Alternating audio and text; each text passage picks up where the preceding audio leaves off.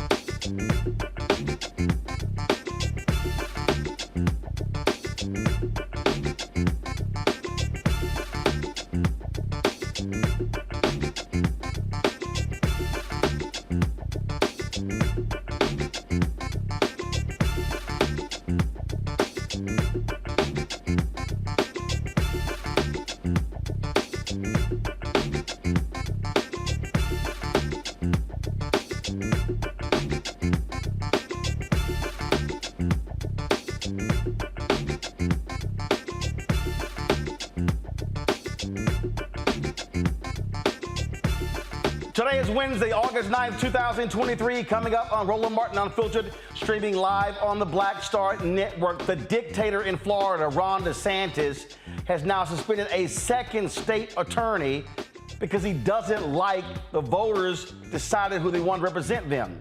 Monique Worrell joins us to talk about what took place this morning and how her replacement has already fired two of her top deputies and put in place somebody who she beat. We'll also talk to Nikki Fried, who runs the Florida Democratic Party, about this assault on democracy in the Sunshine State. The GOP continues its BS anti-woke campaign. You have a Republican presidential candidate, Vivek Ramaswamy, who's calling Juneteenth a useless holiday. How about you being a useless candidate? There's an escalating crisis in Niger where coup leaders are increasingly defiant. We'll speak with the president and CEO of Believe in Africa, who will explain why and how this has escalated. The last former Minneapolis cop who was involved in the death of George Floyd refused to accept responsibility for what he did. Well, guess what? He's going to prison. The judge was not happy at all. And folks continue dropping memes and videos tied to the Montgomery Brawl. We'll show more of that as well, folks. It's a jam-packed show. It is time to bring the funk. I'm Roland Martin Unfiltered on the Black Star Network. Let's go. He's got whatever the biz, he's on it. Whatever it is, he's got the scoop, the fact, the fine. And when it breaks, he's right on time and it's rolling. Best believe he's knowing. Putting it down from sports to news to politics. With entertainment just for kicks, he's rolling. It's on go, roll, roll, y'all. It's Roland Martin, rolling with Roland now. He's funky, he's fresh, he's real, the best, you know he's Roland Martin now.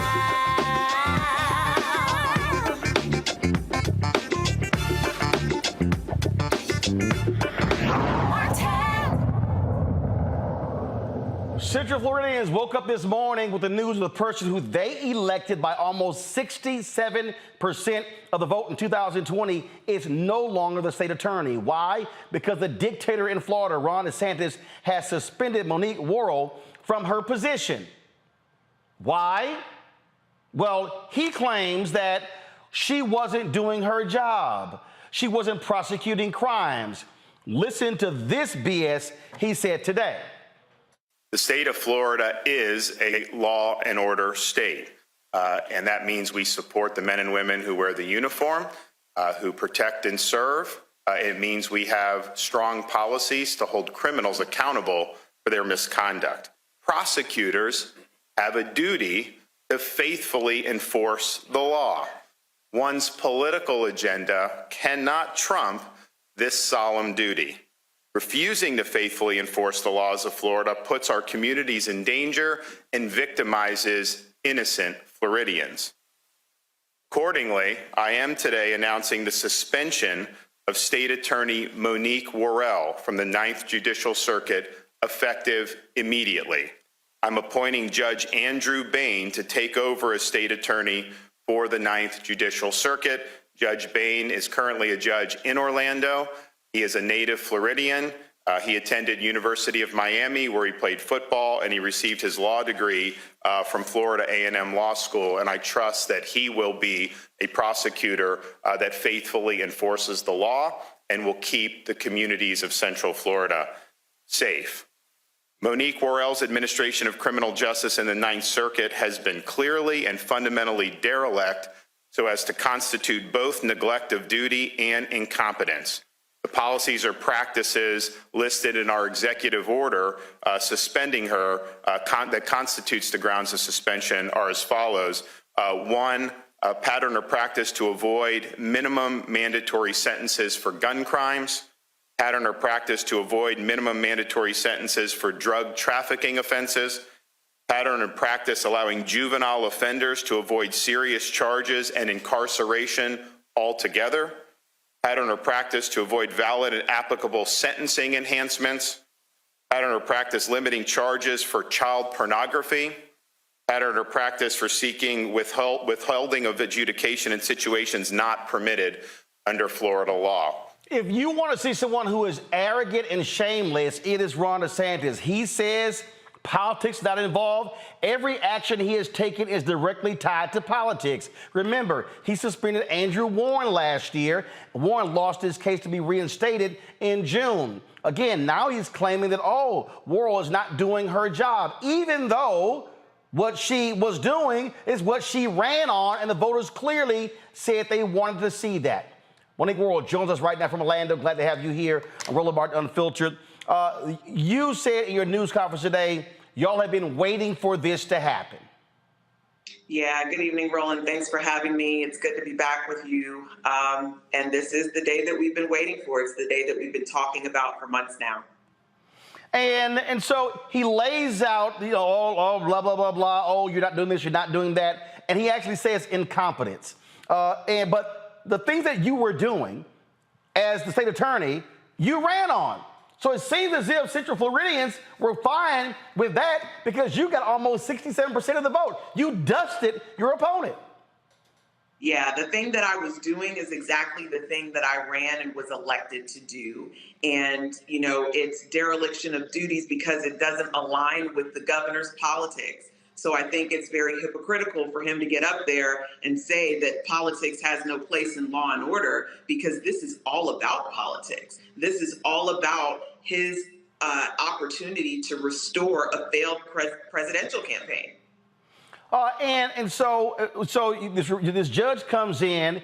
He immediately gets rid of your two lieutenants. And my understanding, he brings in as the number two the person you beat, or the person who came in fourth place. So a loser who the voters didn't want is now the number two in your office? That is absolutely correct. It's strange how these things work. After I was elected, I met with Ryan Williams because he wanted to be my number two. And I guess he decided that he was going to become my number two one way or the other, with or without me. He was going to be number two in that office, and he has succeeded. And again, what this replacement has done, he's now gotten rid of diversionary programs, the different sort of tactics that you and other states' attorneys have done to minimize folks actually going to jail, because it's been costing taxpayers hundreds of thousands of dollars to imprison people. And so you put in practices that, frankly, are saving folks money, and individuals who, frankly, should not be in jail. You're creating different pathways to still hold them accountable. That's right, Roland. It's not only saving taxpayers' dollars, but it's diverting people from prison who don't belong there. Prison is for people who pose a danger to our society. And the individuals who go through our diversionary programs are not going for violent offenses. And if the governor was really so concerned about community safety, why does he continue to enact laws that are contrary to public safety? We are now a state that has no restrictions for carrying firearms. So anyone can get a firearm. You don't have to get a permit. It's a permitless carry state where we've already seen an increase in gun violence in our communities. There are now more, not less guns, and there will continue to be more guns because every time you loosen the restrictions, people buy more guns. And these are the things that are a danger to our community, not pretrial diversion. So I'm confused. Last I checked, and I've covered city council, I've covered county government, I've covered state politics. Prosecutors have prosecutorial discretion. You don't have to do what a DA in another area does, nor do you have to do what the governor says. You get to make the independent decision as to how to prosecute cases in your area, correct? Well, obviously that's not correct anymore under this regime of this dictator. You know, prosecutorial discretion is under attack here in the state of Florida, but throughout the nation. And this has become a really hot button for political extremists to target individuals who realize that over-incarceration, mass incarceration does not build public safety. Programs and diversionary opportunities increase public safety because they build stronger, safer communities. What's next? Do you plan to file suit against the governor? So I have a legal team that has been assembled, and they are looking at the executive order, and we will be meeting to discuss our next steps in that regard. This has an economic impact. You discussed at the news conference. You're suspended. You don't get paid. No, so it's interesting, right? When law enforcement officers get caught in wrongful activity, they get suspended with pay while the investigation takes place. That is not the case for Andrew Warren or myself now that have been suspended. We get paid for the last day that we worked. Our medical benefits will terminate. And, you know, my family's going to have to figure that out. There is a grave economic impact. And my kids are supposed to start school tomorrow. They don't deserve this. What do you say to the voters? And what is the community saying? Again, it's not like you won 51-49. I mean, you won with more than 2/3 of the vote. Well, unfortunately, if you are in a blue county in this state, your vote doesn't matter. And that's exactly what the governor has shown us by the removal of Andrew Warren, by my removal, and by the removal of all the other Democrats that he has removed in his tenure as governor. Our democracy is under attack. And it doesn't matter if you agree with me or don't. It doesn't matter if you're a Democrat or Republican. Our democracy is under attack. And this man is running to be the next president of the United States. We have to stand together, everyone who believes in democracy, to stop that from happening. The campaign, first of all, your term is up next year. Are you running for re-election? I am absolutely running for re-election, and I encourage people to go to my website, MoniqueForStateAttorney.com, to find out more about me and to support my campaign for re-election. When Tennessee Republicans did the exact same thing, removing Representatives Justin Pearson and Justin Jones, Vice President Kamala Harris came down there. There were a lot of people who were organizing. Do you want to see national Democrats put this on the radar and come down to support you, to support Warren and other Democrats who are under constant assault by dictator Ron DeSantis? Yeah, so absolutely. And again, this isn't about Monique Worrell, right? Monique Worrell is the name that we're discussing today, but this is about democracy. This is about individuals going to the voting booth, making their votes, and then having their votes stripped away from them because other individuals put themselves in positions that allows them to remove democratically elected public officials. Our democracy is at stake, and everyone needs to be in support of holding on to democracy. Last question I have for you. Andrew Gillum lost by 30,000 votes to Ron DeSantis. There were very low numbers in Broward County, Miami-Dade County. I keep saying to people, don't bitch and moan today about what Ron DeSantis is doing if you did not vote in 2020. The fact of the matter is, If enough folks had voted, DeSantis would never be the governor, and you would not be in the situation. This is why votes, not just in your race, but the top of the ticket all the way down, is critical. Yeah, I've been telling people elections have consequences, and we are suffering the consequences of our actions in 2020. And we need to remember that as the ballot boxes open again in 2024. And this isn't just about me. It's about what's happened at the federal level. It's about what's happening on the Supreme Court. It's about what's happening here in the state of Florida. We are suffering the consequences of our actions, and we dare not do that again. Monique, we appreciate you joining us. Keep us abreast of what happens down there. It is shameful that you have to go through this, but this is the kind of stuff that we've seen, whether it's the attacks on CRT, the attacks on DEI, the attacks on professors. At the end of the day, what you have is you have an absolute dictator there, a person who also drew his own congressional districts, cutting in half the black representation in Florida as well. And I would say to anybody African-American and anybody else who's not African-American, if you don't like this, you cannot sit at home and be quiet. That's right. It's time to stand, because if we don't, we're going to lose what our ancestors have fought and died for. All right. Well, Nick, we appreciate it. Thanks a lot. Thank you. Folks, going to a break. We come back. We'll talk to Nikki Fried, who runs the Democratic Party in Florida. We'll talk to my panel as well. Folks, you're watching Roland Martin Unfiltered on the Black Star Network. Be sure to hit that like button on YouTube. Also, download the Black Star Network app, Apple phone, Android phone, Apple TV, Android TV, Roku, Amazon Fire TV, Xbox One, Samsung Smart TV. Your dollars make it possible to do this, to cover these type of stories. Please support us in what you do. Seeing checking money orders, P.O. Box 57196, Washington, D.C. 20037-0196. Cash App, $RM Unfiltered. PayPal, R Martin Unfiltered. Venmo is RM Unfiltered. Zelle, Roland at RolandSMartin.com. Roland at RolandMartinUnfiltered.com. Be sure to get a copy of my book, White Fear, How the Browning of America is Making White Folks Lose Their Minds. Folk like Ron DeSantis. Get it at Ben Bella Books, Amazon, Barnes & Noble, Books A Million, Target. Download your copy on Audible. We'll be right back. Question for you. Are you stuck? Do you feel like you're hitting a wall and it's keeping you from achieving prosperity? Well, you're not alone. On the next Get Wealthy with me, Deborah Owens, America's Wealth Coach, you're going to learn what you need to do to become unstuck and unstoppable. The fabulous author Janine K. Brown will be with us, sharing with you exactly what you need to do to finally achieve the level of financial success you desire through your career. Because when I talk about being bold in the workplaces, I'm talking about that inner boldness that you have to take a risk, to go after what you want, to speak up when others are not. That's right here on Get Wealthy, only on Black Star Network.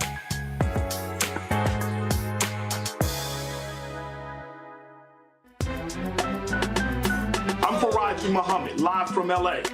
And this is The Culture. The Culture is a two-way conversation. You and me. We talk about the stories, politics, the good, the bad, and the downright ugly. So join our community every day at 3 p.m. Eastern and let your voice be heard. Hey, we're all in this together. So let's talk about it and see what kind of trouble we can get into. It's The Culture. Weekdays at 3, only on the Black Star Network. This week on The Black Table with me, Greg Carr, reparations. Is it finally time? Two of the country's foremost authorities on the subject will join me to try to answer that very question. A powerful installment of The Black Table with me, Greg Carr, right here, only on the Black Star Network. Hello, I'm Paula J. Parker. Truly proud on the Proud Family, Louder and Prouder on Disney+. And you're watching Roland Martin Unfiltered.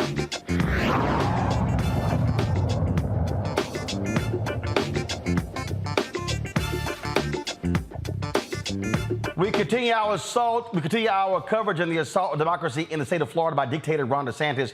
Joining me now from Miami is Nikki Fried. She's the chair of the Florida Democratic Party. Nikki, glad to have you back on the show.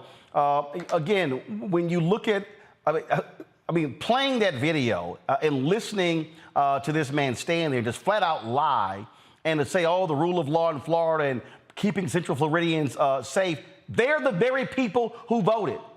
They voted in the exact same election where he got reelected, and they voted for her. They rejected the person who he endorsed. So they wanted the person who they put in office. That's right. And this is a true assault on democracy. And let's also be really realistic here. He targeted her. It wasn't like the community, came to him with all of these complaints. It wasn't like law enforcement were coming to him. He intentionally targeted Monique. He asked for public records requests of all of her cases and trying to make an example out of her. And the reality is that the people in that central part of our state wanted Monique and wanted her policies. And as a past public defender, you wanted a state attorney that was willing to work in the communities and understand that this is a partnership in protecting our communities. It is not one way or the highway. And this is a direct attack on democracy. And this is why we're fighting back here in our state against this guy. And not only that, this is, losers lose.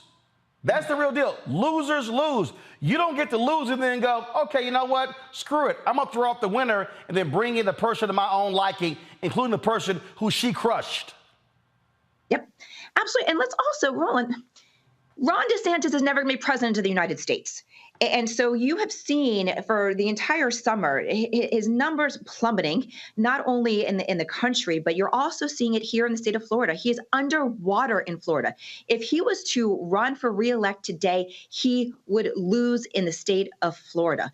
And he's running for president, just how he's governed, for white America. Let's be realistic about what is happening here. He is trying to get another headline and trying to show that he is, strong and aggressive on law and order, when all he's doing is trying to distract all of us against what's happening on the national level and the fact that he is losing his election, that he cannot compete with Donald Trump. And so he comes back home. He's only in the state of Florida for 24 hours, and it's an assault on democracy. In fact, I'd rather him stay on the campaign trail because the more he's not here, the better opportunities it is for us here in Florida to organize and to make sure that we are taking back our state. You said he's targeting white Americans. No, he's targeting white conservative Americans. What you're seeing in this country, and I keep saying this to young white voters who are progressive, do understand, voter suppression ain't just about black people and Latinos. It's about folks in college campuses. We saw what happened yesterday in Ohio, where they struck down this initiative where Republicans wanted to increase the threshold to pass a referendum. Same thing, they got crushed all across the state. Ohio State, 98% of the people on that campus voted against it. And so I look at Texas, 75% of young people 30 and under did not vote in the 2022 election. There has to be a wake-up call to young voters to say you cannot let this kind of individual stay in office, whether it's DeSantis in Florida or Abbott in Texas. Yeah, absolutely. And I think that that's what's happening. We've created a generation right now that is the most pissed off generation, rightfully so. They have seen their teachers being attacked. They've seen their community members in the LGBTQ plus community attacked. They've seen books being taken off of their shelves. If they're in higher education, they're seeing DEI in Florida not being offered both inside the classroom and funding of programs outside the classroom. They've been doing active shooting drills every single year in their schools. And now it is important for us as Democrats to make sure that we are giving them a platform. And that's what we're doing right now in Florida. We are making sure that we are elevating this next generation. We're giving them tools for success. We're working on college campuses again, voter registration. But it is going to be this generation that is going to save democracy. And you're right, we are seeing it all across the country. We even saw it in Wisconsin. When Wisconsin had that special election for their Supreme Court judge, it was the youth that was able to get it across the finish line. Yep. And when the NRA filed for bankruptcy, it was March for Our Lives kids that caused that. So this generation has the fight, has the grit, and now it's time for us old people, I can't believe I'm calling us old, to get out of their way and let them lead and give them opportunities. Where are national Democrats? We saw what happened in Tennessee. Are you hearing from the White House? Are you hearing from the DNC? Are you hearing from Democratic leaders there? Because at the end of the day, what took place in Tennessee, this is the exact same thing. This person is suspending her and throwing her out of the office she was elected to. Yep.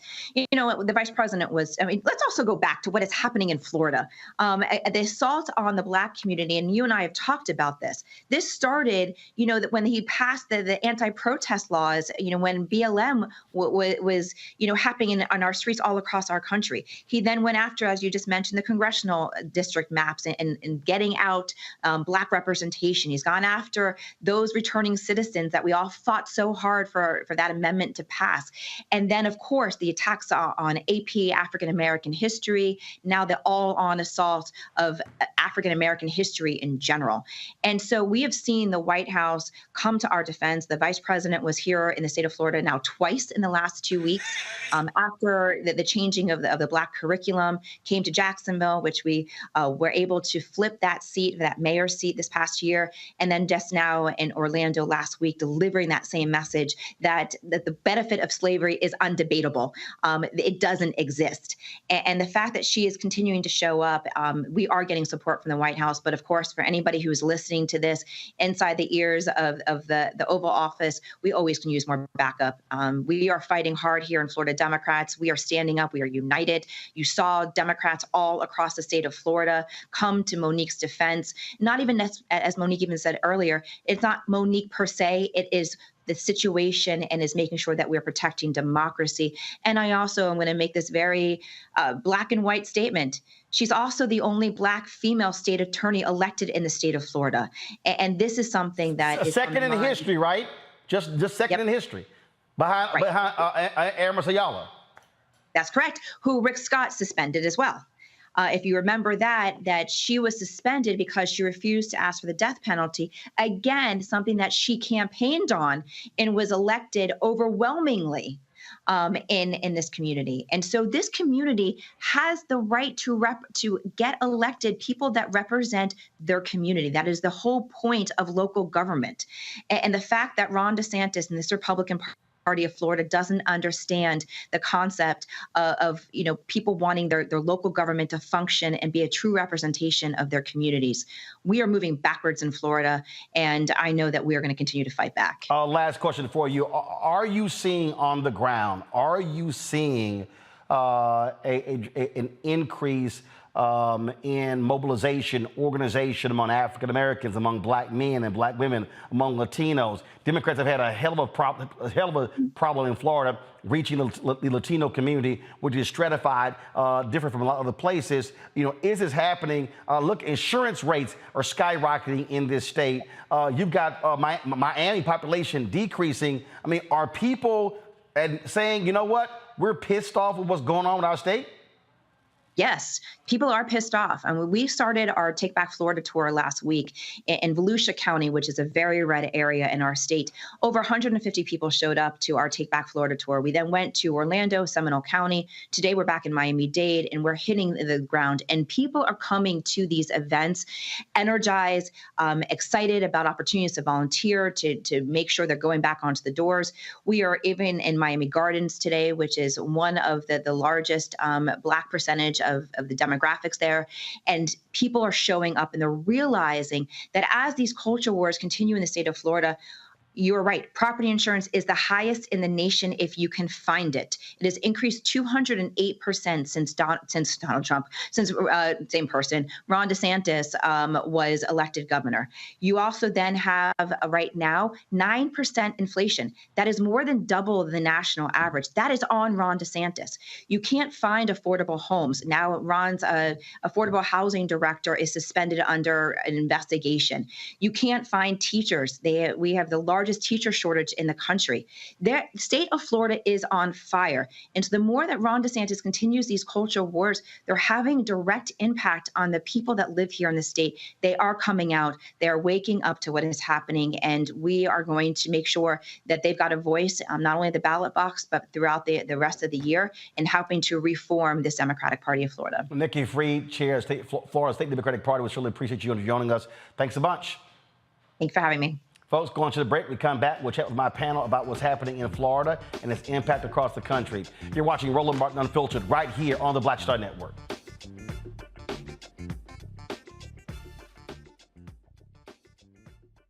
hatred on the streets. A horrific scene, a white nationalist rally that descended into deadly violence. White people are losing their damn minds. An angry pro-Trump mob storms the U.S. Capitol. We're about to see the rise of what I call white minority resistance. We have seen white folks in this country who simply cannot tolerate black folks voting. I think what we're seeing is the inevitable result of violent denial. This is part of American history. Every time that people of color have made progress, whether real or symbolic, there has been what Carol Anderson at Emory University calls white rage as a backlash. This is the rise of the Proud Boys and the Boogaloo Boys. America, there's going to be more of this. Here's all the Proud Boys, guys. This country is getting increasingly racist in its behaviors and its attitudes because of the fear of white people. The fear that they're taking our jobs, they're taking our resources, they're taking our women. This is white fear.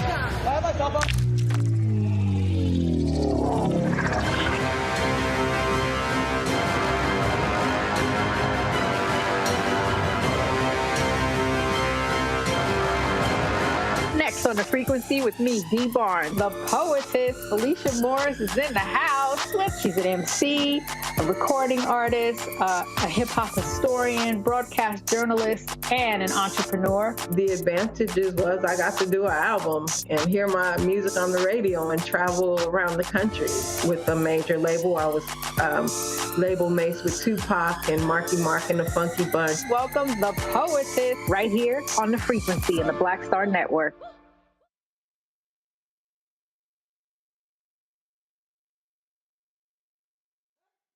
Hey, it's John Murray, the executive producer of the new Sherry Shepherd Talk Show. You're watching Roland Martin Unfiltered.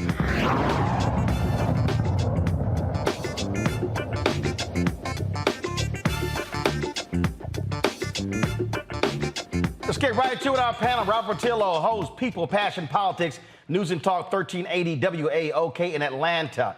Rebecca Carruthers, Vice President, Fair Election Center out of D.C. A. Scott Bolden, attorney, also former chair of National Bar Association and D.C. Chamber of Commerce, PAC, out of D.C. Glad to have all three of you here. Let's get right to it. Scott, when we see what is going on there in Florida, folks should be pissed off, mad as hell, and I dare say to black men, black women, and everybody, this is why we cannot sit still, should be organizing and mobilizing to throw these assholes out. You're always so colorful, Roland, and I don't disagree. I'm also direct. Yeah, that too. Let me tell you something. What's amazing about this is part of a broader onslaught on black female prosecutors. And the one point that your discussions about the Florida situation it did not cover is that in the 9th District, where the state's attorney is operating and reducing crime, the facts are she's reducing crime. All of her programs show and indicate the statistics that crime is down, not up. The real problem in Florida is these crazy statutes that allow the governor to supplement or substitute their judgment for that of the voters. That ought to be unconstitutional. And so the attack or the appeal ought to be on the unconstitutionality of that particular statute. But if you look in Baltimore, Maryland, with Marilyn Mosby, they brought federal indictments against her. They've attacked Kim Foxx in Chicago. There are other black female prosecutors who are doing their jobs, rooted in discretion. The crime is down, and yet they're still being attacked by conservatives. Conservatives have to do this because they don't have the votes otherwise to win these elections, if you will. And the statutory scheme in Florida just makes it right for this type of delusional leadership, suspensions. And now she's out of work and she's running for re-election. What happens if she wins her re-election?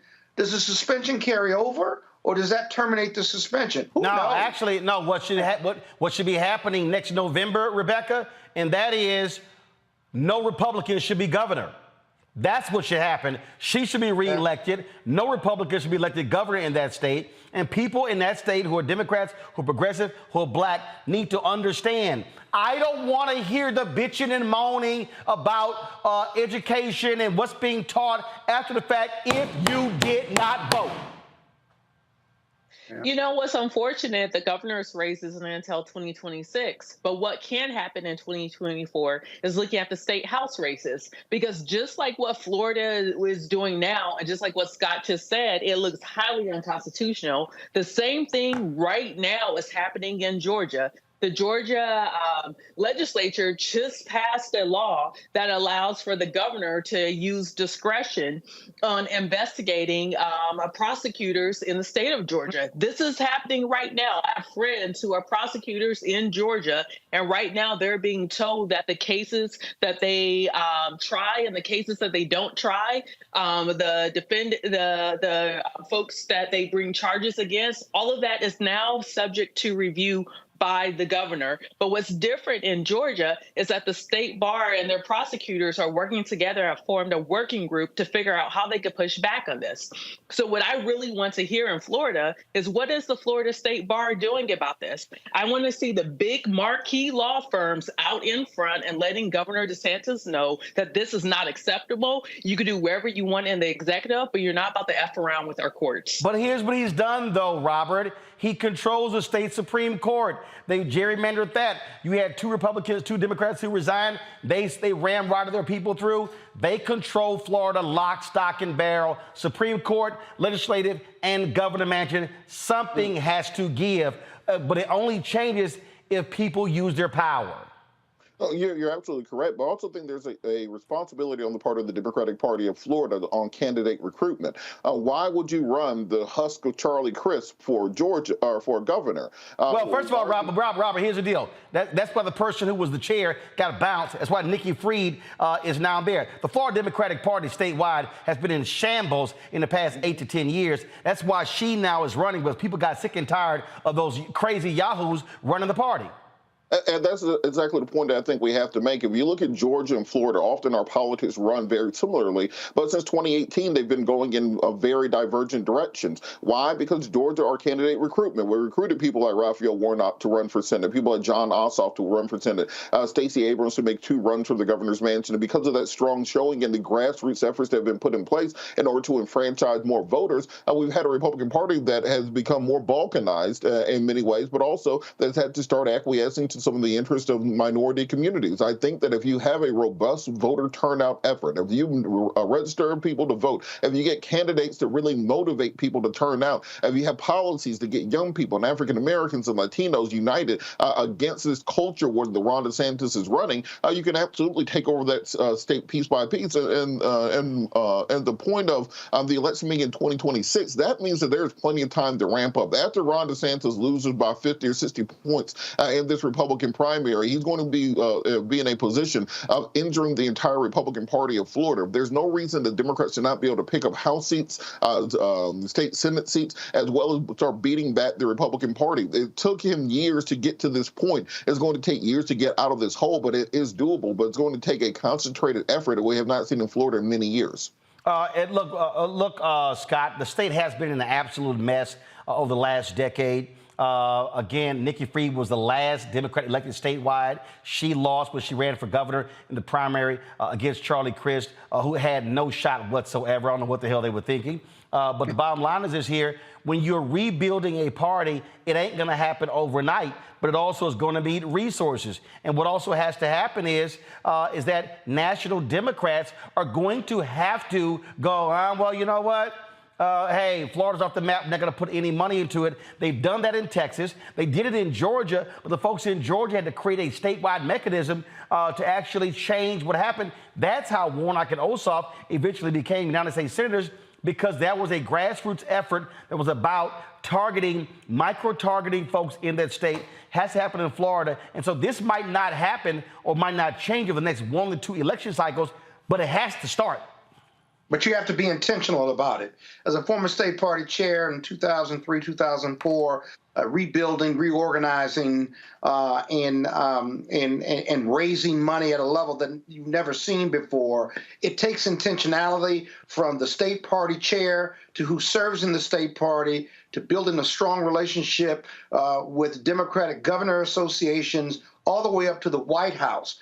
It starts with messaging and convincing them as to why they ought to invest at the state level, congressional level, senatorial campaign, as to why this state is winnable and why, even if it's not winnable, it should be competitive. That takes resources, that takes communication, that takes relationship building and finding allies in the Democratic Party to say this is worth it, because without the Democratic apparatus and without that investment and recruitment of strong candidates, you cannot continue to roll over and give up Florida and say, oh, well, it's just not going to happen. It'll never happen. You'll never win the lottery if you never buy a lottery ticket. They just gave away $1.5 billion if you didn't play the lottery. You got to invest in Florida and in Texas, because they don't have to be purple states. Why do I have to convince you that we're a purple state before the Dems invest money? And they better start investing money in Black Men Vote, too, because they turn down organizations like Black Men Vote who want to do positive things in Florida, who want to register and deliver votes to the during these elections. And the Democratic Party, many factions of them, won't invest in those organizations. It takes a continuum of care to do this. But more importantly, it takes intentionality. And the Democratic Party nationally just doesn't have that right now in Florida. Robert, go ahead. Well, just to Scott's point, the Democratic Party is going to have to just make a decision at some point whether or not they want Black men to vote for them or not. They have to stop being afraid to address the issues of Black men and then just simply expect them to turn out on Election Day. Black men, you can't just keep saying racism, racism, racism without pushing any policies through. You're going to have to show, look, if you really want them to turn out, look, we passed the George Floyd Justice and Policing Act. We passed the Tyree Nichols Duty to Intervene Act. We passed the John Lewis Voting Rights Act, etc. down the line, instead of simply saying, well, the Republicans are racist. We know the Republicans are racist yet, but what are you going to do to actually change those? But here's the deal, Rebecca. One second. Rebecca, facts are facts, though. The reality is Black women are the #1 voting bloc for the Democratic Party. Black men are #2. So let's just be perfectly clear. It's not a question of are Black men voting Democrat. They actually are. They are looking at the policies.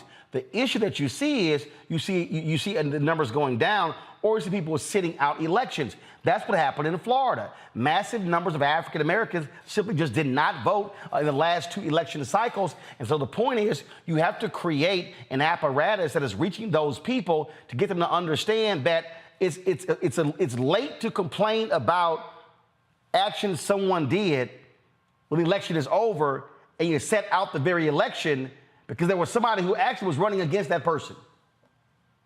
Well, Roland, I campaigned in Florida in 2008 and 2016. And one thing that I could do is talk about in 2022, leading up into 2022, when Nikki Fried was running to become the Democratic nominee in the governor's race.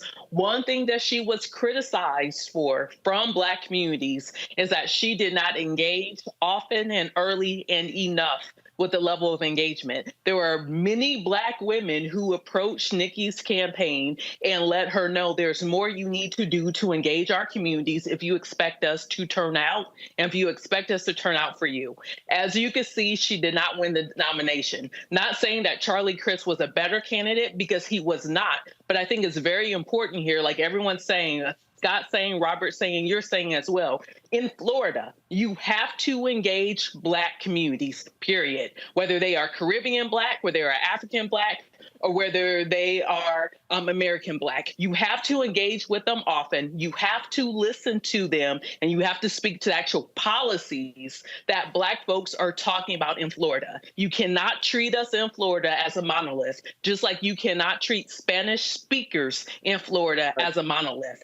Your Cuban Americans who are in South Florida aren't going to vote the same as your Dominicans, aren't going to vote the same as your Puerto Ricans, aren't going to vote the same as some of your folks who are up in Destin or who are out in the Panhandle. And if the Democratic Party does not understand that, then Florida will remain DeSantis land. Folks, Robert, 30 seconds, go. Just real quick, just on that exact point, as a resident Haitian American here, Joe Biden's going to have to do some aid to Haiti because there are many people in the Haitian American community in Florida who still remember the Clinton Foundation and the efforts to rebuild after the earthquake and still blame them for that and do not vote Democrat till this day. If Joe Biden sends a good aid package to help calm some of the disruptions going on in Haiti today, you might be able to win over many of those voters that currently are completely anti-Democrat, won't even listen to the words as many members of my family are. Just a piece of game for the Democrats if they ever wanted to win. All right, folks, hold tight 1 second. We come back. We'll talk about one of the cops who was there when George Floyd was murdered. He gets sent to prison, and the judge was not happy with what he had to say. We'll break it down next. Roland Martin Unfiltered on the Black Star Network. If you're watching on YouTube, hit that like button, y'all. Okay, I see all y'all commenting. Why don't we have the number of likes as we do people who are watching right now? So hit the like button. Also, download the Black Star Network app, Apple phone, Android phone, Apple TV, Android TV, Roku, Amazon Fire TV, Xbox One, Samsung Smart TV. Your dollars are critically important for us to do the work that we're doing, folks. Listen, my advertising people were in New York today, meeting with the Group M agency. We've been meeting with them for 3 years, have not gotten a dime. We're putting up the fight, trying to get it. But listen, your dollars make it possible for us to keep doing what we do. And so send your check and money orders, P.O. Box 57196, Washington, D.C., 20037-0196.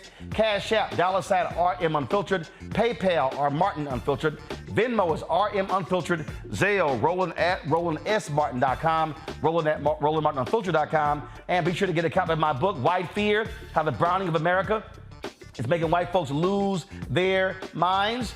Folks, book proceeds go right back to this show. We make it possible, again, to cover the news that matters. And so get it at all available bookstores. You can get it online, Amazon, Barnes & Noble. You can also get it at Target, Books A Million.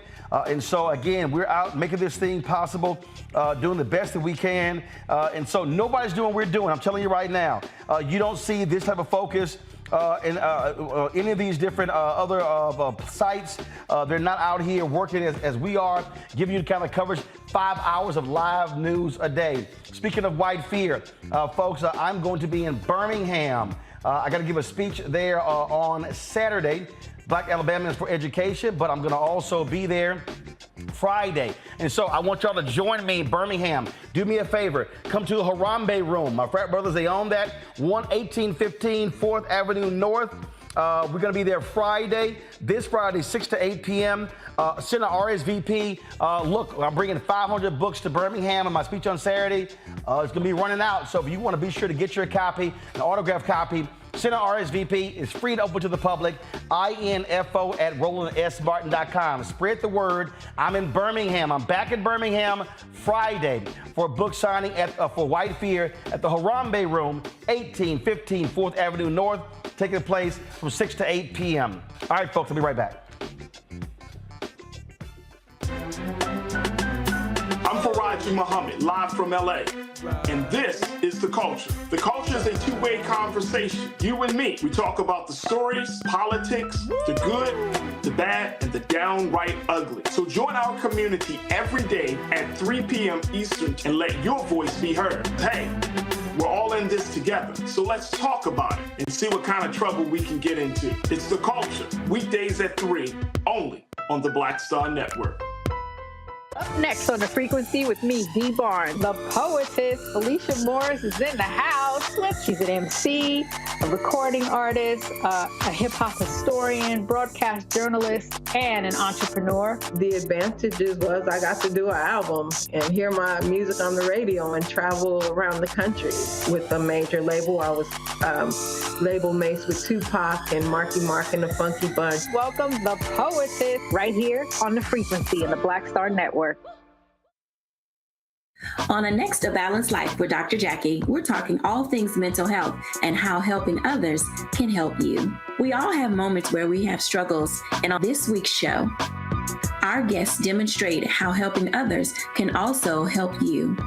Why you should never stop giving and serving others on the next A Balanced Life here on Black Star Network. This week on The Black Table with me, Greg Carr, reparations. Is it finally time? Two of the country's foremost authorities on the subject will join me to try to answer that very question. A powerful installment of The Black Table with me, Greg Carr, right here, only on the Black Star Network. My name is Lena Charles, and I'm from Opelousas, Louisiana. Yes, that is Zydeco capital of the world. My name is Margaret Chappelle. I'm from Dallas, Texas, representing the Urban Trivia Game. It's me, Sherry Shepherd, and you know what you watch. Roland Martin on Unfiltered.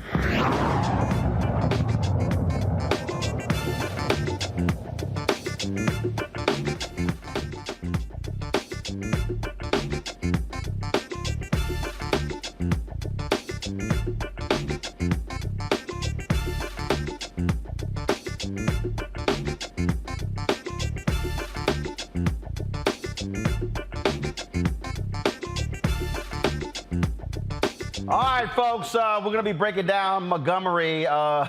People are still talking about the Montgomery brawl. We'll do that in the next hour. And so we just want to give you a shot of our studio chair because that goes for any people who have any stupid stuff that they say on this show. So my producers put in the script that dude Vivek, who's running on the presidential side. Y'all can show his photo.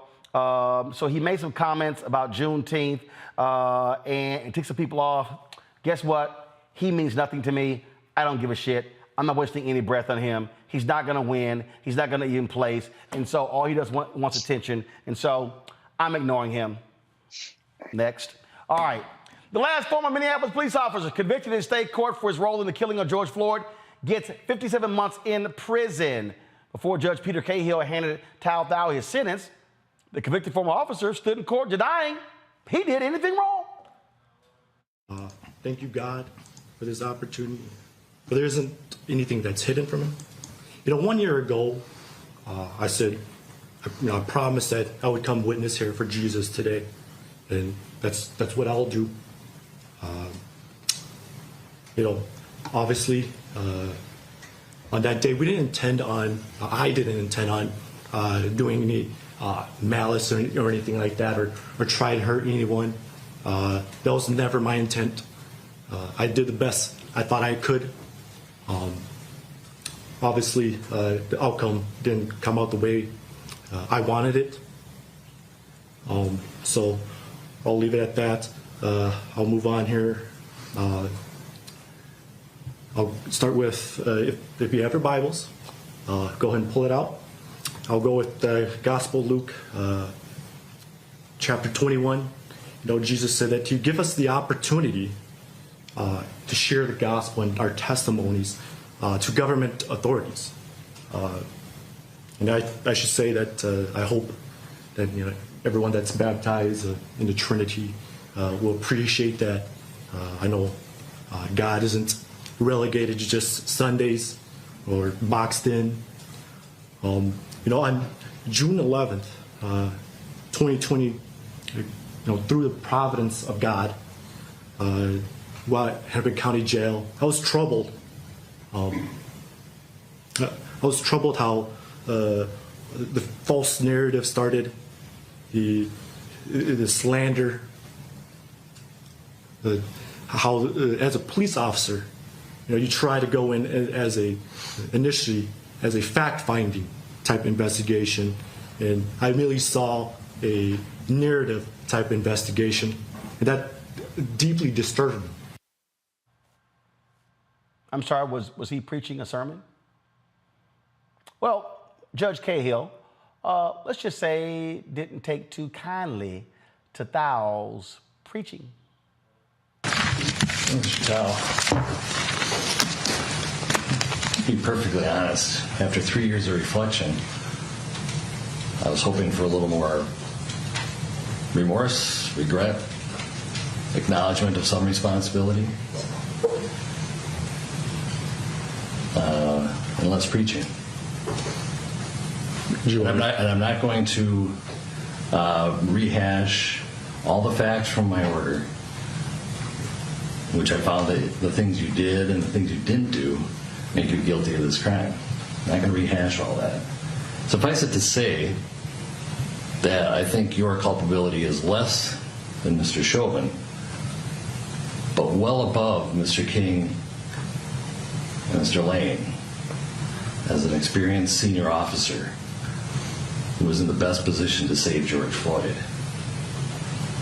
Accordingly, it's my belief that a sentence at the top of the range would be condign punishment. So as to count 2, having been found guilty by the court of aiding and abetting manslaughter in the second degree, after a trial pursuant to Minnesota Rule of Criminal Procedure 26.01 Subdivision 3, judgment of the court is that you are convicted of that offense. Count 1 is dismissed pursuant to the negotiation. You are sentenced to 57 months in prison with credit for 340 days already served. This sentence will be concurrent with your federal sentences. I apologize, Your Honor. And will be served at a federal facility designated by the United States Bureau of Prisons. Upon release from your federal sentence, you will be transferred to the Minnesota Department of Corrections to serve the remainder of your state sentence unless alternative arrangements are made with the United States Bureau of Prisons. Your provided DNA sample is required by law, and you are prohibited from possessing firearms and ammunition for the remainder of your life. Pay a $50 fine, $75 surcharge, and $3 law library fee from prison wages. Any questions? Oh, no. God bless you, sir. All right. All right, we're adjourned. Thank you. Rebecca, he gonna try to slide in that God bless you. This is so phony. This is so American too. Like in this country, when bad things happen to Black people, white supremacy tells us, well, oh, if you just wrap yourself in white people with blonde hair and blue eyes, you're absolved of all of your wrongs, and Black people just got to accept it. I mean, this is classic America. It's phony. It's to be expected. But I mean, if he was going to preach or give a sermon, I wish he would have put a little bass in his voice and made it a lot more interesting. But it was weird. Scott, you stood next to a lot of guilty people. Yes, you have. Yes. Yes. And so, by the way, I've saved a lot, saved more than have gone to jail under my. Okay. All right. Okay. Whatever. Okay. There you go. There you get pat on the back. Okay. My point is, you stood next to guilty people and sentencing. That is not the time to be Mr. and Mrs. Defiant, especially when your ass did it. This dude said he was just a human traffic cone, as if he couldn't do anything. And the judge is like, no. Your ass was a senior officer. You could have done more. And, you know, he and his lawyers had experience with this judge. He was a very, very good judge for trial, and then also sat on the bench trial for Thao. Thao's in jail already. And so, as a result, the judge actually told you after the fact that I was looking for a way to give you less time. Right. I was looking for some contrition. I was looking for some apologies to the family. I was looking for you to say, you know what?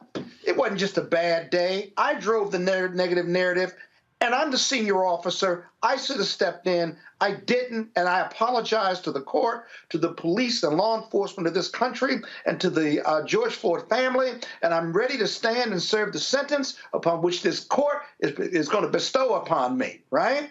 He could have been emotional. He could have apologized profusely and asked not for forgiveness, but for mercy from this judge. That's what I would have coached him to do. And even if he still gets 5 years, he's at least shown that he understands and appreciates and gets it, that he killed a man and had a big part in killing this human being. And it just didn't get there. The preaching part had nothing to do with his remorse. The preaching part was he wanted to spread the word of the gospel before he was going to jail. Well, he's going to go to jail anyway, and he got just what he deserved. I don't know whether his lawyers didn't coach him the right way or not, or whether he was even coachable, but some contrition and apology probably would have got him a year less than what he got, maybe a little bit more. You never know, because he's in jail already on the federal side. Trust me, he must have had the same coach as Tory Lanez, because both of them acted the same. The judge is like, okay, all right, let me show you how this works. That's right. Yeah. That's what I say. These judges are not BSing with this. Once you get convicted of killing somebody or manslaughter, aiding and abetting, I don't care whether you go to trial and you've never been in trouble before, right? Let me tell you something. You're going to get sentenced to jail. Your liberty is going to be at stake. This is no joke. And it's even worse at the federal level because they got federal sentencing guidelines. But the federal judges have a lifetime appointment. They can go up or down. They can downwardly adjust or upwardly adjust from those guidelines and stuff. And so even when we talk about the 80 felony counts Trump is facing at the state and federal level, this is far more serious than running for office, being nominated, and then running for the president. The criminal justice system doesn't care about that.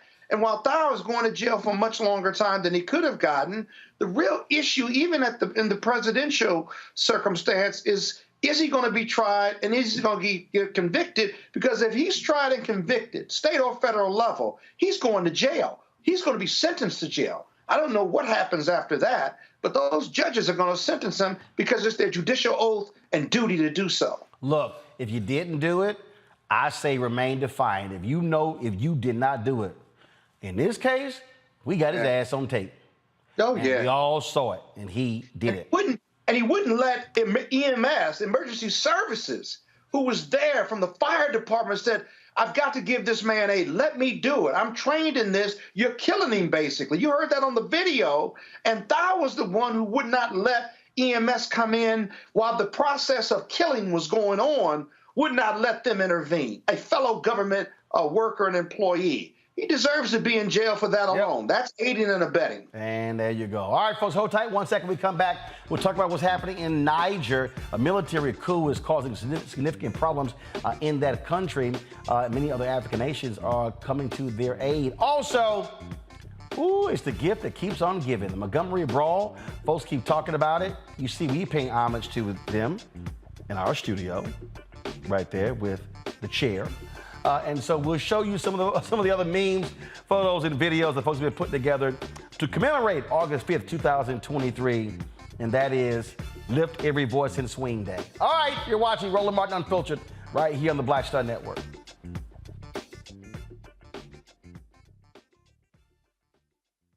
Hatred on the streets, a horrific scene, a white nationalist rally that descended into deadly violence. White people are losing their damn minds. As an angry pro-Trump mob storms the U.S. Capitol, we've seen shooting. We're about to see the rise of what I call white minority resistance. We have seen white folks in this country who simply cannot tolerate black folks voting. I think what we're seeing is the inevitable result of violent denial. This is part of American history. Every time that people of color have made progress, whether real or symbolic, there has been what Carol Anderson at Emory University calls white rage as a backlash. This is the rise of the Proud Boys and the Boogaloo Boys. America, there's going to be more of this. Here's all the Proud Boys, guys. This country is getting increasingly racist in its behaviors and its attitudes because of the fear of white people. The fear that they're taking our jobs, they're taking our resources, they're taking our women. This is white fear.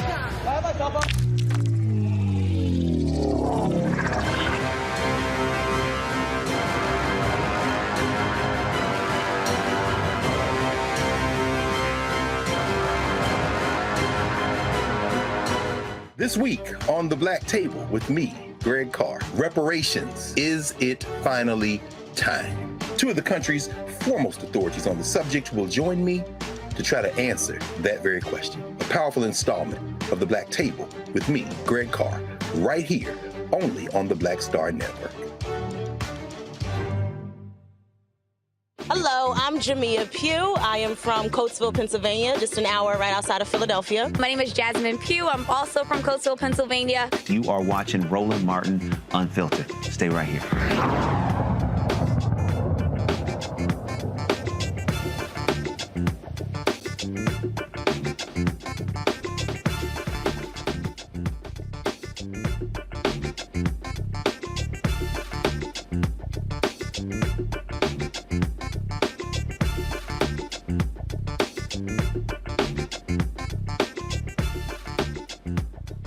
The military coup in Niger continues as reports of the country's president is running low on food and time. Since July 26th, the country has been under military control, with the head of Niger's presidential guard declaring himself head of state. Well, that has not been greeted well by a number of countries. In fact, they have made it clear that if they don't step down, there's going to be military action taken against them. They do not put the president back in office. Joining us from D.C. is Ajel Cremo, the president and CEO of Believe in Africa Group. Glad to have you here. So what is exactly going on here in Niger? And explain to people why this is a critical country in the motherland, and speak to American interests, because anytime we talk about America, look, we don't get involved in anything unless there's American interest involved. Thank you very much, Roland, for having me on this important show. Yes, it's true that Niger is of strategic importance to the U.S., not just because of the economic interest, but also for the stability of the region. So we have more than 1,000 troops there. And then in terms of economically for the region, for the U.S. and even from the France, you have natural resources that are coming from, strategic resources that are coming from Niger. Just last year, there was a huge pipeline of gas pipeline signed between Nigeria and Morocco. They will be building a pipeline from Nigeria to Morocco, and half of it is going to Niger. So this is really important for global players, and that's why it's really critical that we maintain stability in that region, and particularly in that country. Niger, to me, is almost a case that reflects the growing sentiment that you have in the region on what democracy is about. The will of the people, we're facing several coup d'etat, but how do you define democracy? How do you define coup d'etat? Is it military coup d'etat alone or constitutional coup d'etat? So now the reason why we have a lot of stress in the region right now, and it is a result of the stand of the French government and also the ECOWAS and the AU region. The stronger they come and the stronger the population, the youth particularly, are standing on the side of the junta, not necessarily because they like coup d'etat, but because for them, it's almost like the time for them to exercise their freedom and their independence. And that's what we have at stake. And it also creates a huge opportunity for the U.S. as a leader of the region and as a strong partner, respected partner, because the Americans are still enjoying a lot of popularity in the region. It's an opportunity for the U.S. to really re-engage and reconsider the way we approach our diplomacy with Niger and the region. So when you hear these other countries saying that they're going to take military action, a lot of times you don't actually hear that. So clearly the surrounding nations realize that this is crucial. Yes, absolutely. And it's crucial. And that's also where the problem starts. The problem is because if you look at the public opinion, the Africans are saying there's a double standard. We created the president by not having a strong stand when they have previous coup d'etat. Why are we doing that with Niger? So under the leadership of Tinubu and ECOWAS, they were fast on condemning, and they have to condemn. We all agree that we have to condemn the coup d'etat in the strongest possible way. But it requires more legal authority for them to exercise the military power with the country. But now, keep in mind that Africa is intertwined. We have those virtual borders. For any country to engage in Niger will be almost like engaging other countries as well. I'm not just talking about Guinea, Burkina Faso, and Mali, who had a similar situation and they exercise the solidarity, but also because look at the neighboring countries, for example, Benin and Niger. They've almost completed building a pipeline from Nigeria to the country through Benin. This pipeline was supposed to go to testing the end of this year. It's going to flame. Nigeria and Niger have 6 or 7 states. Same people, same family, same culture. So it's really difficult to imagine any military action in the region without putting the entire region into flame. I don't think anybody wants that. The US does not want it, the French doesn't want it, and obviously the Africans don't want it. So I think the diplomatic route and the political route is the only way out. Questions from the panel. Rebecca, you first. Thank you so much for talking to us tonight. What do you see as the future of Niger? It's going to be very difficult because, obviously, as you see, since yesterday, they're not really, unfortunately, I don't know why, probably because they have another support that we have not identified yet, probably Russia, but they tend to be not really open to negotiation. The fact that they did not engage the leader, Mr. General Chani, did not engage with the assistant secretary when she was there. All the AU leaders, ECOWAS leader, none of them were able to meet with the so-called President Chani. This is concerning diplomatically, because how can we negotiate if we don't engage with the leader? But the future of Niger is it's very sad. I have a lot of concern because the country is landlocked. But obviously, when the country like that is very poor, when the youth, who represent 70% of the population, are that desperate, it's almost like do or die. You either die here or die at the sea. So anyway, so it's really a time for all of us, all the Africans and the partners, the friends of Africa and the partners of Africa, to really rethink about a democratic system, because we have countries where even elected leaders do not reflect the will of the people, and sometimes we see instances where the leaders are more accountable towards the biggest donor or the former colonial power, like the French. For example, they have the impression that ECOWAS action was dictated by the French. And that's really concerning. So we really have to take into consideration all those elements, the youth, the growing sentiment, anti-French sentiment, not sympathy for Russia, because I don't think the leaders, the African people, the ones on the street, are pro-Russia. But in Africa, you say when you are sinking, you can even hold the tail of a snake. So if the U.S. is not taking the leadership to really pause and revisit the way we exercise our democracy in Africa, I think it's going to be the beginning of terrible things happening. And not even a proxy war and the rest, because if you go to the Security Council now requesting a resolution to go to military action in the region, I'm sure Russia and China will oppose it. So it's really a dilemma.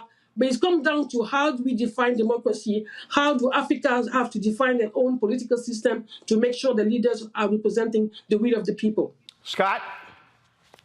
Yeah, but that being said, the military junta certainly has to negotiate. To date, they have not been willing to negotiate, even with the U.S. and France and the Japanese and the strategic importance of Niger. They're bigger and broader geopolitical influences and interests in Niger. Do you see the military opposition that's in office right now, or at least arguably in office? Do you see them coming to the table in good faith or risking military intervention or some level of military intervention, notwithstanding how difficult that would be?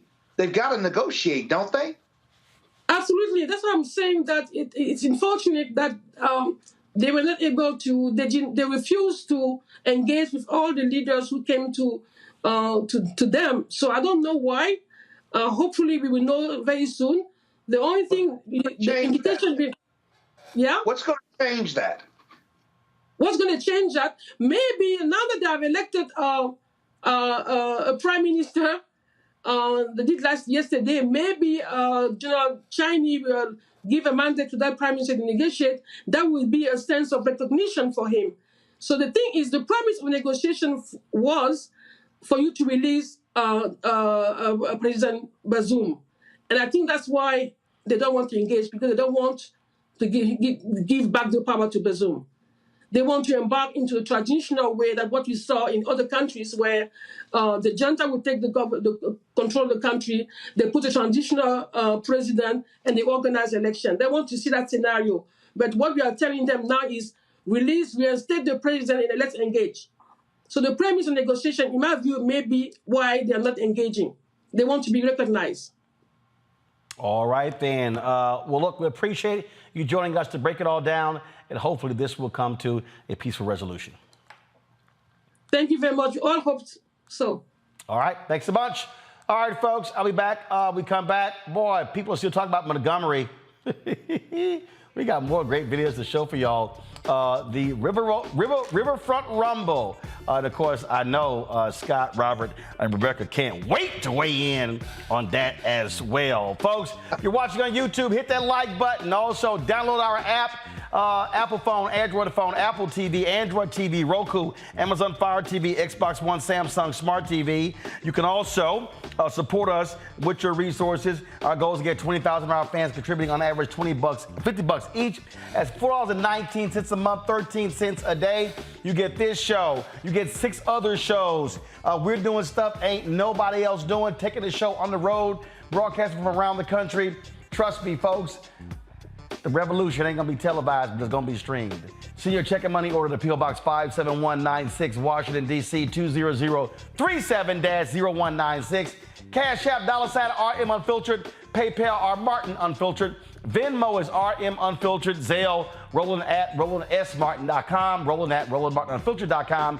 Be sure to get a copy of my book, White Fear, How the Browning of America is Making White Folks Lose Their Minds. We'll be right back. Question for you. Are you stuck? Do you feel like you're hitting a wall and it's keeping you from achieving prosperity?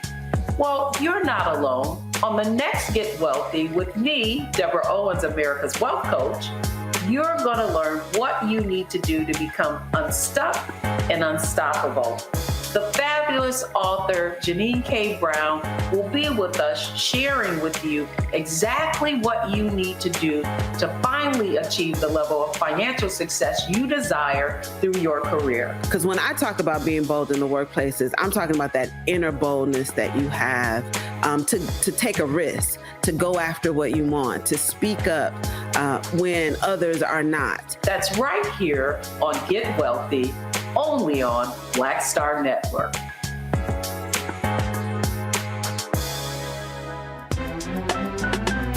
I'm Faraji Muhammad, live from LA. And this is The Culture. The Culture is a two-way conversation. You and me. We talk about the stories, politics, the good, the bad, and the downright ugly. So join our community every day at 3 p.m. Eastern and let your voice be heard. Hey, we're all in this together. So let's talk about it and see what kind of trouble we can get into. It's The Culture, weekdays at 3, only on the Black Star Network. This week on The Black Table with me, Greg Carr, reparations. Is it finally time? 2 of the country's foremost authorities on the subject will join me to try to answer that very question. A powerful installment of The Black Table with me, Greg Carr, right here, only on the Black Star Network. I am Tommy Davidson. I play Oscar on Proud Family, Louder and Prouder. Right now, I'm rolling with Roland Martin, unfiltered, uncut, unplugged, and undamn believable. You hear me?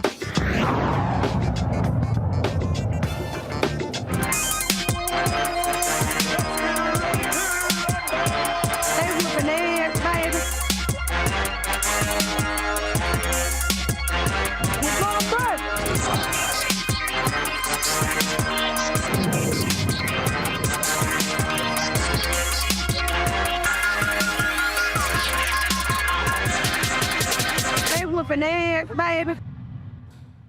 Ooh, I ain't got nothing but time but to sit here and just clip my nails and file my nails watching all of these wonderful Montgomery videos. Let's go ahead and get this thing started. Roll it. Hello, and welcome back. A lot of you all have said, Rashonda, you're not a black fitted cap tossed in the air, but you stay bringing us together. And to that I say, thank you. Today we're here to discuss the ABB. Oh yes. The Alabama Broke Bra, National Fuck Around and Find Out Day, August 5th. It's really very simple. Let's check the board. Quick recap before lesson. There's a dock worker standing here, looks to be in his late 50s, early 60s. Ask these people who owns this boat, happen to be Caucasian, move their boat, okay? Because there's a ferry trying to dock here, okay? Seems simple, guess not, okay? They get into it, assault this man. He tosses his black cap in the air, okay? Signaling our ancestors that were dropped off in this very area hundreds of years ago, okay? And every black person in the area, okay? A young man over here, Michael Phelps, he swims Over here, rings himself off. And then we see the most beautiful thing ever. There are black men skipping with no shirt on. Anytime you see a black man, no shirt on, skipping with his jeans and belt and shoes still on, he's not coming to jump rope with you. He's gonna take your soul. Now, some older gentlemen show up giving old school bink, bink, bink, binks to everybody. Now, I'm not sure if they came from the VFW or they crossed line for Q's in 1993, okay? But they weren't playing with anybody, okay? One of them picks up a chair, white folded chair, hits Susan B. Anthony over the head. Police then arrest some people, detain some people, and here we are, okay? The lesson in this is, number one, violence is the answer when the question is, can you put your hands on me? It's a sweltering hell no, and I'm going to answer you with my left and my right, okay? I want you all to get this if you get nothing else. We are tired. We're the type of tired that sleep can't fix, and we're not fucking around anymore, okay? Thanks. The type of tired that sleep can't fix. Rebecca, you got a kick out of that Susan B. Anthony line. Yeah, so I'm on the road. I'm actually in Chicago, and I was trying to catch up on what happened. I started to get all these memes and texts from people of just folding chairs. So shout out to our ancestor who invented the white folding or the folding chair, period. Brother Nathaniel, we appreciate you for this moment. But just like all the jokes and the memes, there's a Spotify playlist that's like 2.5 hours. It's called the Alabama Bra F Brown to Find Out playlist. It's Nuck If You Buck. It's everything for 2.5 hours. You need to get pumped up. But I will always recognize August 5th as Cinco de Negro. And I will never not recognize August 5th as that. I guess it's amazing. The Montgomery Sweet Tea Party. All right, let's roll our next video. The thing I want to say about this Montgomery, Alabama brawl down there on the riverboat brawl is that I'm just very worried and very concerned for Jason Aldean and all his fans and followers and what they going through emotionally right now when they see black people beat up some racists. I mean, that must be hard. It's got to be hard for them to see that. Those poor redneck motherfuckers, man. I know it's hard. Y'all to watch that happen. It ain't supposed to go like that. Racists ain't supposed to get instant karma. No. Don't try it in a small town, Jason Aldean said. He was warning black people, don't try justice here. Don't protest for your rights here. And then to see them 4 or 5, 6, 7, whatever the hell, many racists down there just get the fuck beat out of hit. An old white lady hitting her head with a chair. Oh my God, can you imagine? I'm just worried about Jason Aldean and all his fans, what they must be feeling right now.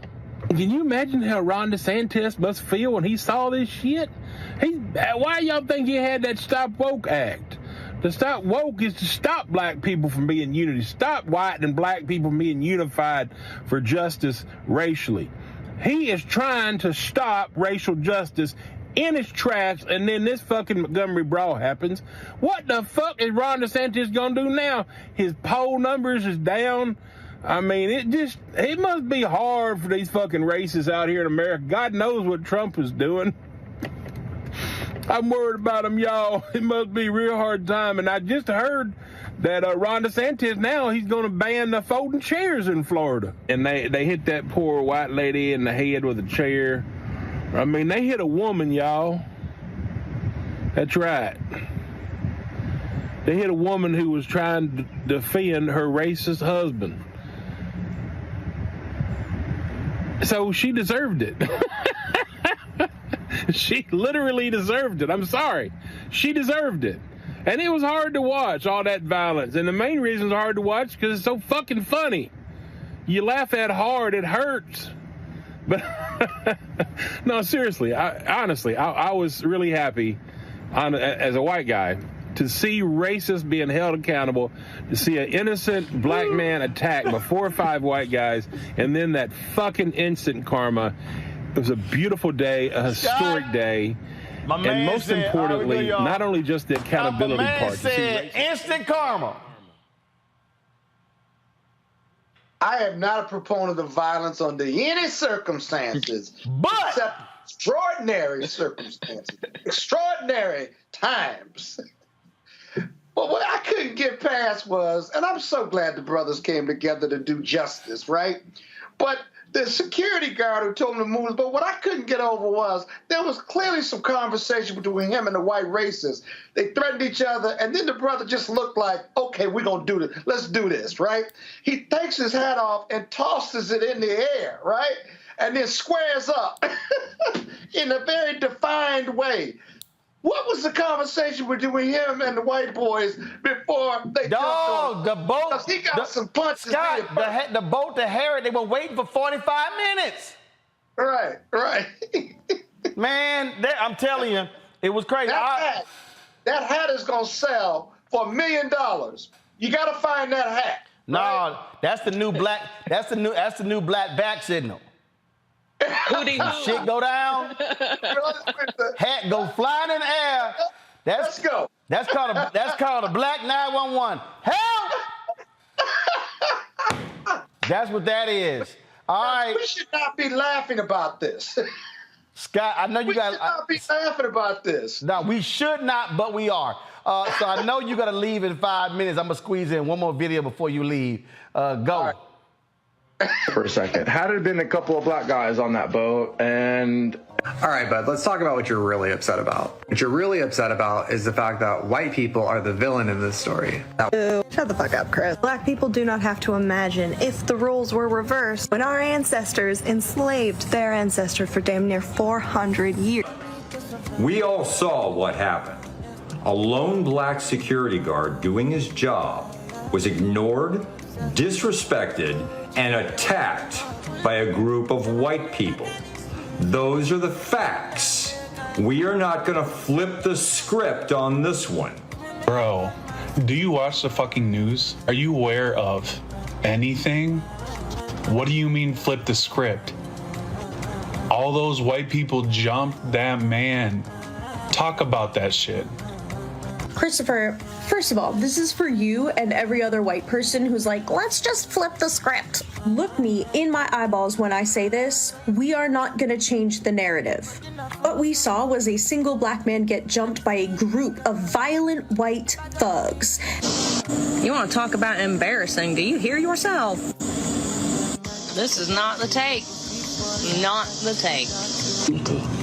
Being that it was the white privilege way of thinking people, white supremacist ideology thinking people started that whole fucking mess. Hey, Robert, I love to see the white folks checking their own. And you know, to this point that Scott was making, I've heard other people saying that I don't support violence. I don't support violence in any form. I support violence. In the words. Oh, we know your ass. Hold up. We know you got a whole gunshot under your chair. Look. In the words of H. Rat Brown, violence is as American as cherry pie. In the words of Frantz Fanon, colonialization by its very nature is violent, and that any group that has been oppressed, it has every right to use violence to throw off those chains of oppression. Fanon even said that this is part of the cleansing nature of the revolutionary narrative. The reason that they have told us that black folks are supposed to turn the other cheek and smile and sing and walk down the street and get beat upside the head and dog sick on us, because they don't want us to know about the Stono Rebellion. They don't want to tell us about Nat Turner. They don't want to tell us about John Brown. They don't want to tell us about Elaine, Arkansas in the bloody summer of 1919. They don't want to tell us that the SELC had a gun cellar below the building when it came to those revolutionary battles. They want us to think that maybe if we just sing enough songs and hold enough hands, maybe after 4, 5, 6, 700 years, white folks will decide that we're allowed to have equality in this country, and to see brothers stand up and fight back in the true revolutionary spirit is something I think codified black folks. One of my radio listeners today said this is the biggest moment to unify black folks into OJ verdict. And a big part of that is we need to have this this idea, this conceptualization around that black folks fought for our independence. It was not simply handed to us because we sang songs. We fought for it, and they decided, well, maybe we should talk to Dr. King before these Panthers and the Nation of Islam burn this damn country to the ground. So as I said, violence is as American as cherry pie. Our damn national anthem has rockets and bombs in it. When they're celebrating the creation of America, you don't see them reenact Ben Franklin writing papers. They reenact the Battle of Concord. They reenact shooting and rockets, red glare, the bombs bursting in air. Be part of that tradition of America and understand who we are and what we are. And we are a colonized people working through a decolonization struggle, just as others around the developing world. Scott? Drop the mic. I'm done. Oh, damn. Yeah. That's how you shut you up? I couldn't say it better, baby boy. I couldn't say it better. Shocking. Shocking that Scott is literally quiet. Yeah. Robert has rendered Scott speechless. Oh, my God. Mark this moment in history. It's August 9th. It's August 9th at 7:29 p.m. Eastern. Hell just froze over. Scott, I know you got to go. Thanks a bunch. I appreciate it. Hey, man, appreciate you. Love you guys. Thank you. All right. Y'all, we got more videos. Roll it. We saw what happened in Montgomery. My brothers and my sisters, we saw what happened in Montgomery, where there was 4 white boys and 4 white girls ganging on one black man. And we want you to know that trouble don't last always. Trouble don't last always, because as the young man threw his hat in the air, it seemed like it was the universal sign that I'm going in for the fight. I may get beat up in this fight, but I need your help. And y'all help came running from the east, from the north, from the south, from the west, and from the river, because somebody swam. That's something that you have to know about black people. We gonna talk about you when you act like you done kidnapped yourself, but we will come together when you swing on us. Come on, somebody. Free at last, free at last. Thank God Almighty. I didn't have to pay to watch this fight, because that was better than Spence and Crawford, but that was a knockout in the first round.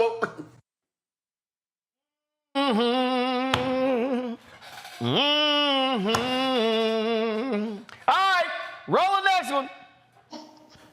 Lift every chair and swing till earth and organs ring, ring with the harmony of liberty.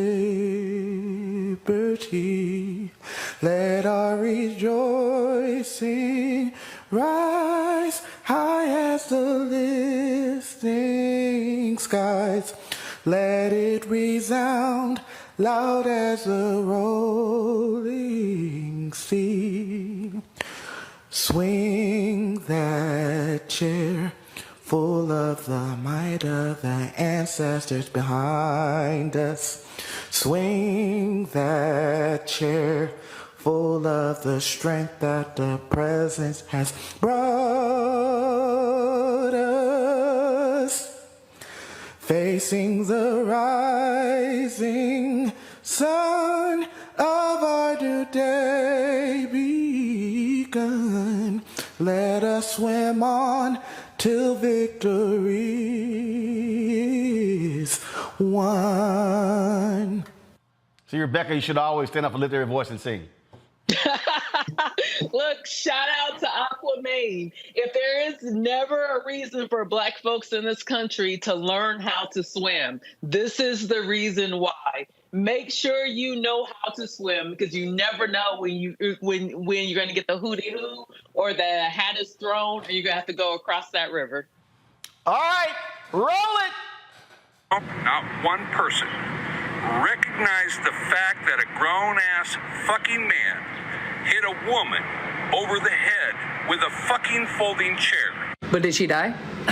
What do you mean? We all recognize that, Mr. Jean Jacket Jeff. I don't know about anyone else on here, but I've watched it probably at least 48 times. And it keeps getting funnier every fucking time. Because you see what happened here, Jean Jacket Jeff, is that old woman, she felt froggy. And you know what she decided to do? She decided to jump. And you know what happened? She got fucking thumped. And that's what happens. If you want to go out there and you want to try jumping in, fighting with the men and everything like that, then prepare to get your shit rocked. Zero sympathy. Zero sympathy for those entitled fucking assholes that just thought that they could do whatever the hell that they want to do. You mean to tell me you watch that whole video and you're just like, the grown man hit the woman. That's right. And that grown woman hit the man too. That's why she was laid the fuck out on the ground. Did you see that man that got beat out of his Crocs though? Did you see that, Jean Jacket Jeff? Because that shit was, that was equally as funny. You see, I'm not a violent person, Jean Jacket Jeff. That's the old me, okay? I'm not a violent person anymore, but I'm also not above fucking violence. Let me ask you this. Could you imagine, can you even begin to imagine what would have happened to that man if all those other people didn't come jump in and have his back? Don't worry, I'll wait. Go ahead, answer. Never mind, you don't have to answer because we all know what would have happened. I am glad that karma instantly got them. I'm glad that all of those people had that man's back, and I am glad that that man got beat out of his fucking Crocs. Oh, Robert, it's true I gotta holler. She said, first of all, Jean Jacket Jeff. And then she said she felt froggy. One, we got to stop allowing our culture to be so easily exported to everybody else. The black folks who create these terms and these ideologies, they never make a penny off of them. They just simply get incorporated into the modern society, and then 5 years from now, we'll be getting froggy by Bud Light or something along those lines because they love stealing our intellectual property. They love our culture. They don't love us. And I think the bigger point that we also have to think about in this situation is what happens if the cameras aren't there? What is the story and the narrative that comes out of this quote-unquote brawl, the battle for Montgomery, without 4K video in real time being uploaded to the internet? As opposed to the reality of what happened, we'll probably get a story of a group of young black men attacking a boat full of patrons on the docks, all of whom are armed and XYZ, and there will be a very different situation. So it's important for us to make those types of systemic changes to the criminal justice system that we were talking about earlier in the show to make sure that we have black prosecutors, that we have black police chiefs, that we have people in positions of power so that black men can be believed, because this isn't the first time these things have happened. It's some of the first time we have real-time live streams and 4K video that we could actually see what actually took place. There are probably hundreds, if not thousands, of black men in jail right now for doing exactly what these men did, defending another brother or sister from a racist white attack, but they did not have the benefits of video, which is why when we talk about Election Day, we need to say throw the hat, but don't just throw the hat when you're being attacked directly by white racists. Throw the hat for economic development when we need to come together and rebuild our communities. Throw the hat on Election Day when we need to show up at the polls and get everybody together. If you can swim to a fight, you can swim to the polls on Election Day. Throw the hat when it's time to make sure we're providing the type of mentorship and the type of pressure on corporations and our government that will rebuild the communities that we need. So I completely support the brothers and sisters. As I said, I support violence in most situations, but let's make sure that we take this from a moment to a movement and use this attention and this energy that we have with young people right now around this issue to push for true and real systemic changes. Roll it.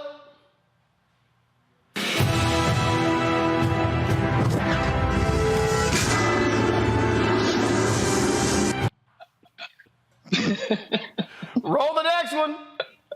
I held my breath when that boat pulled up, 'cause I know how real niggas do. I almost shed a tear when he jumped in the water to swim to a brother's rescue down by the river, where white folks got their ass whooped for acting a fool. Just like the river runs to the ocean, they was running right after you.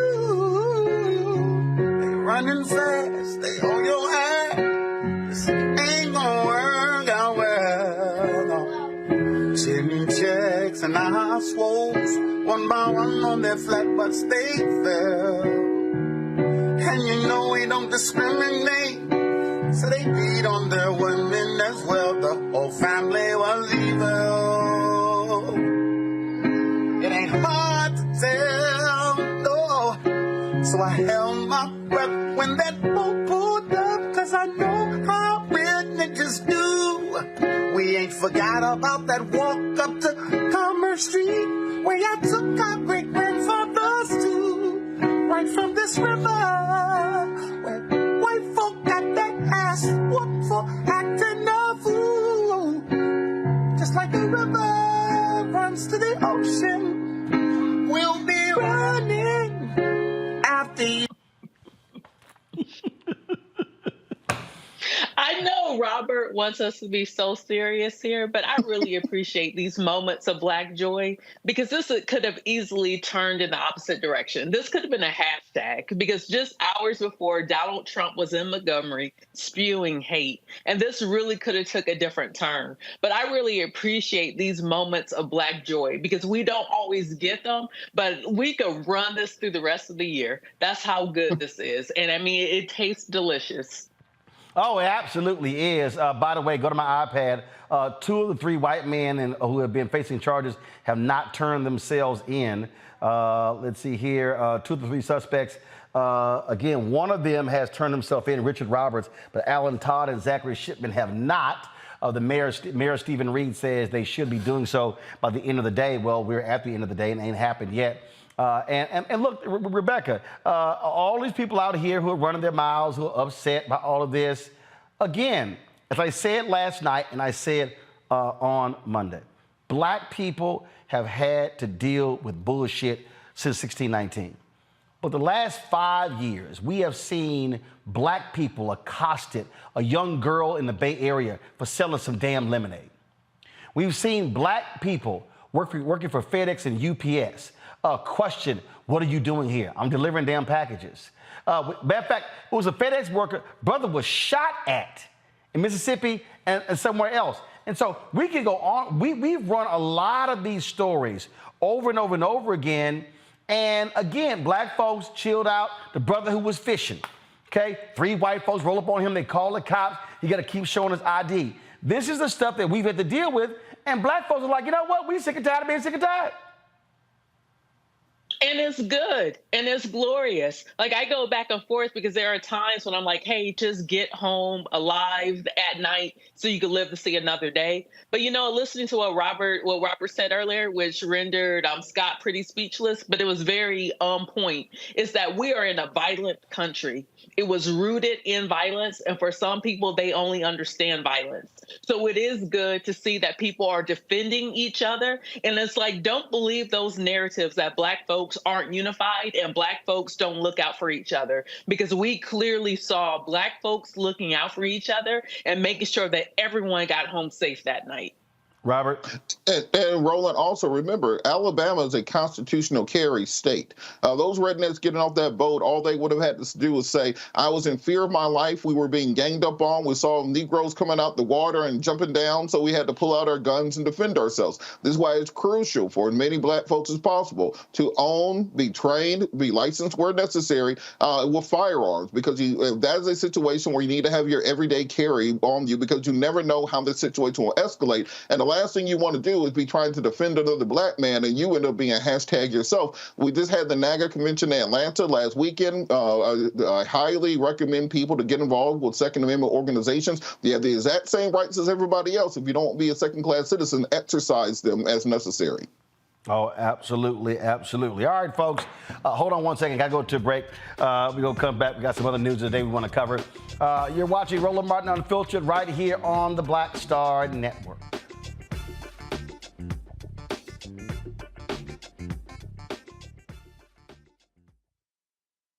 This week on The Black Table with me, Greg Carr, reparations. Is it finally time? 2 of the country's foremost authorities on the subject will join me to try to answer that very question. A powerful installment of The Black Table with me, Greg Carr, right here, only on the Black Star Network.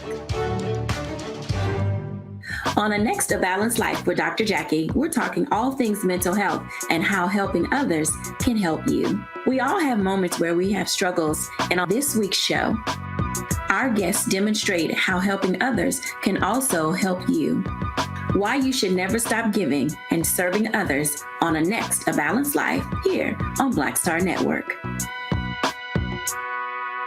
Question for you. Are you stuck? Do you feel like you're hitting a wall and it's keeping you from achieving prosperity? Well, you're not alone. On the next Get Wealthy with me, Deborah Owens, America's Wealth Coach, you're going to learn what you need to do to become unstuck and unstoppable. The fabulous author Janine K. Brown will be with us sharing with you exactly what you need to do to finally achieve the level of financial success you desire through your career. Because when I talk about being bold in the workplaces, I'm talking about that inner boldness that you have to take a risk, to go after what you want, to speak up when others are not. That's right here on Get Wealthy, only on Black Star Network.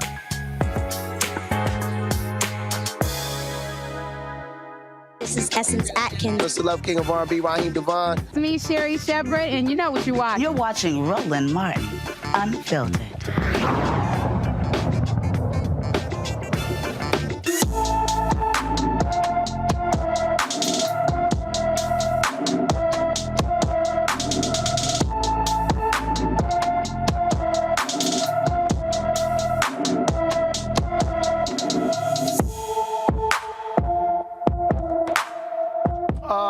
Dajanese Goldsboro has been missing from Wilmington, Delaware since March 30th. The 16-year-old is 5 feet 8 inches tall, weighs 120 pounds, with brown hair and brown eyes.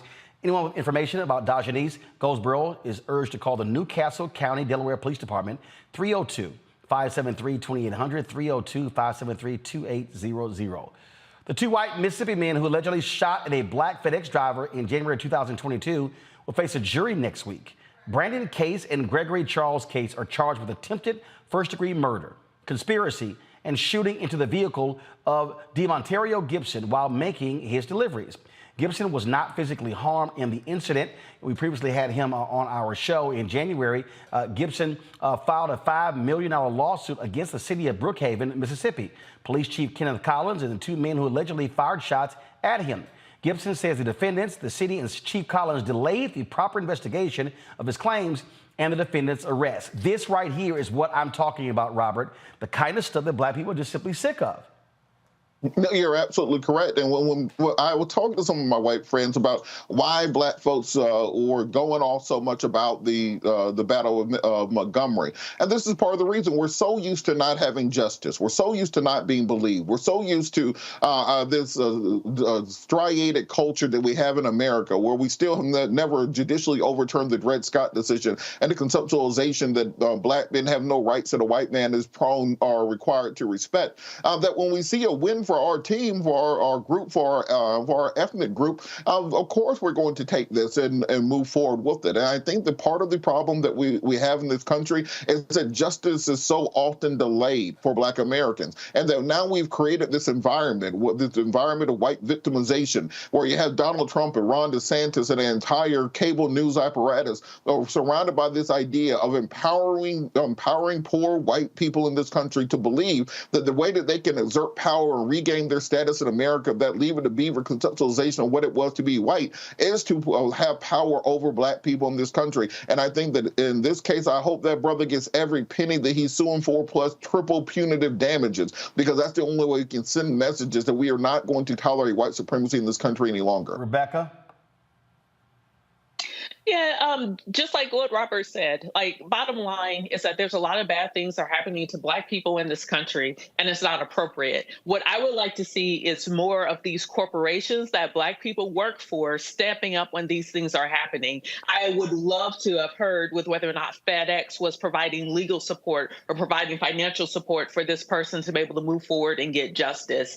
Because these corporations have to understand that part of being good citizens is also protecting your workers, especially when racial harm is targeted towards them.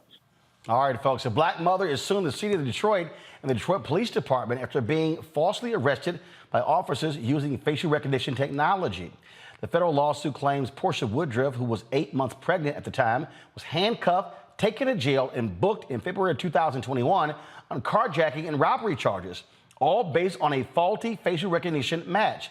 Woodruff's complaint says facial recognition alone cannot be probable cause for arrest. Facial identification software is prone to errors that humans might also make. Woodruff was later released for insufficient evidence. This is not the first time the Detroit Police Department has faced accusations of the misuse of facial recognition technology. The American Civil Liberties Union filed a complaint against the department in 2020. In 2019, a U.S. government study found racial bias in facial recognition algorithms with Native American, Black, and Asian people disproportionately affected. No shock, Rebecca. If you're white and you're the one who's setting the standard, guess what's going to happen? Racism. You know, until racial bias is removed from this technology should be banned within the United States for law enforcement use. Full stop. If I'm going to a public restroom, I can't even get the soap dispenser to properly work because it doesn't properly sense my Black skin, then I should not be arrested using the same technology. We all know that there's inherent biases, and for law enforcement in this country to use that particular tool when we know the disproportionate impacts on ethnic minorities in this country is simply irresponsible. Robert? You know, when we talk about systemic racism, a lot of people in the majority community act as if we are speaking some foreign language that they don't understand. Or people like Tim Scott. I think he identifies with the other team, so we'll lump him in there also. And when we're talking about systemic racism, you can trace it back and say, well, 50 years ago, we didn't allow Black folks to have the same access to equal education. Therefore, 30 years ago, we have fewer Black people entering computer science. Therefore, 10 years ago, when you're developing this technology for facial recognition, there aren't Black people in the room, and therefore not Black people who can be part of the programming. Therefore, in 2023, Black folks get arrested as a result of software not being able to properly identify people. There's a system that is put in place. So did the individual person programming that software, did they individually have a bias against African Americans? Probably not. But because we exist within a system that is built upon the conceptualization of putting Black people in a second-class status that trickles down into the very fabric of America. This is why it takes, quote-unquote, affirmative action, not simply enough to say we're going to passively allow these things to go away, but rather to say that we're going to take the type of affirmative steps necessary to invest in putting more Black people into computer science, to invest into getting more Black people into higher education, to invest into getting more Black folks into engineering so that we can fix the issue going forward. And as Rebecca said, until you perfect it, it should not be rolled out in any way that can materially affect individuals. It's one thing not to be able to get soap out. It's another thing not to be able to get out of jail. So, folks, earlier I mentioned what happened last night in Ohio. Republicans want to make it harder to pass a ballot referendum. So what did they do? They put it on the ballot to raise your threshold from 50 to 60%.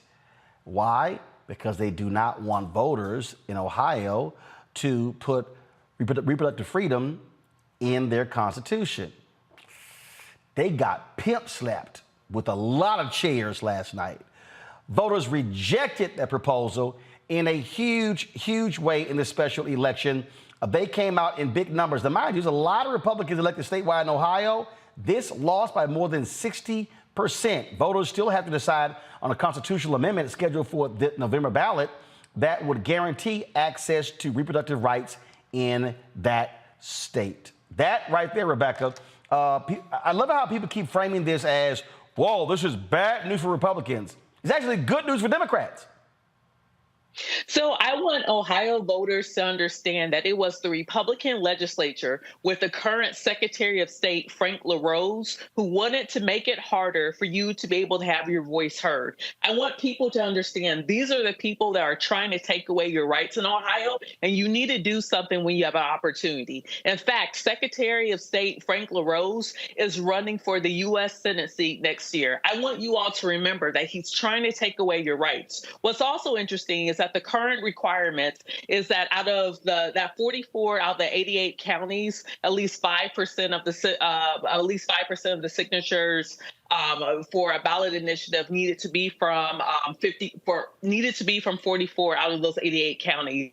If this would have passed last night, would have raised it to all 88 counties, would have had to have a certain percentage in order for a constitutional amendment to be adopted in the state. It's not just reproductive rights that's on the ballot this upcoming November, but next year there's going to be a movement to actually increase minimum wage in Ohio. So it's workers' rights as well and even more additional rights in Ohio. So it was good to see that Ohioans were smart enough to say, hey, we're not going to let the Secretary of State make it harder for our voice to actually be heard in the state of Ohio. Robert?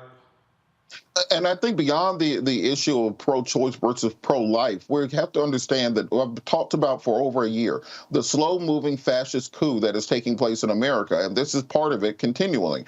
We saw this with Ron DeSantis earlier in the show, and we're seeing it now. The Republicans have simply decided, if you can't beat them, change the rules. As Most Def said, if they start keeping pace, you start switching up the tempo, because they understand they are no longer a majority party in America. They are no longer the second largest party in America. Indeed, Republicans are becoming a third party, and in many cases, a fourth party behind the MAGA party. And because they know for a fact they cannot get the majority of people to get on board with their legislative agenda or the issues that they are promoting, they have chose to just go by and start changing the rules. If you want to get rid of abortion in the state, then just put it on the ballot and whoever wins, wins. Instead of saying that, they say, well, let's change the rules. So instead of needing a simple majority, you need 60% to do it. The same way in the United States Senate, we used to be able to pass things with 50 votes. Now you need a filibuster-proof majority in order to get things done. The same way that we're seeing this entrenchment in judiciaries around the country that Republicans are doing, pushing out progressives, making sure that they can make the changes down ballot and trying to remove power from the federal government through many of these conservative judges. So when we talk about this slow-moving fascist coup, it's one thing to celebrate these individualized battles, but don't forget that there is a bigger battle ahead, the battle for whether or not America will remain a republic or whether we will fall into authoritarianism. If you don't believe me, look at Ron DeSantis in Florida and match down the national level. All right, folks, earlier this week we told you about a couple of things that we're focused on. One, we want all of you to send a signal to Democrat Dick Durbin to stop allowing Republicans to use the blue slip to stop nominations from going forward. Here are the phone numbers to all of Senator Dick Durbin's offices. Y'all, obviously the offices are closed right now. Leave a voicemail. Call tomorrow during working hours, beginning at 9 a.m. Eastern. Clog the phone lines up. Let him know it's time for, as a Democrat, they're blocking judges, U.S. attorneys, U.S. marshals. It's time for him to stop this abuse of the blue slip. Enough is enough. Stand with the Congressional Black Caucus and call Democrat Senator Dick Durbin. The phone numbers are right there. 202-224-2152 is his Senate office number. That's the one in Washington, D.C. Call any of those 4 numbers, but especially 5 numbers, but especially call the D.C. office and let him know where you stand. Also, I'm calling for 2 Texas A&M Board of Regents members to resign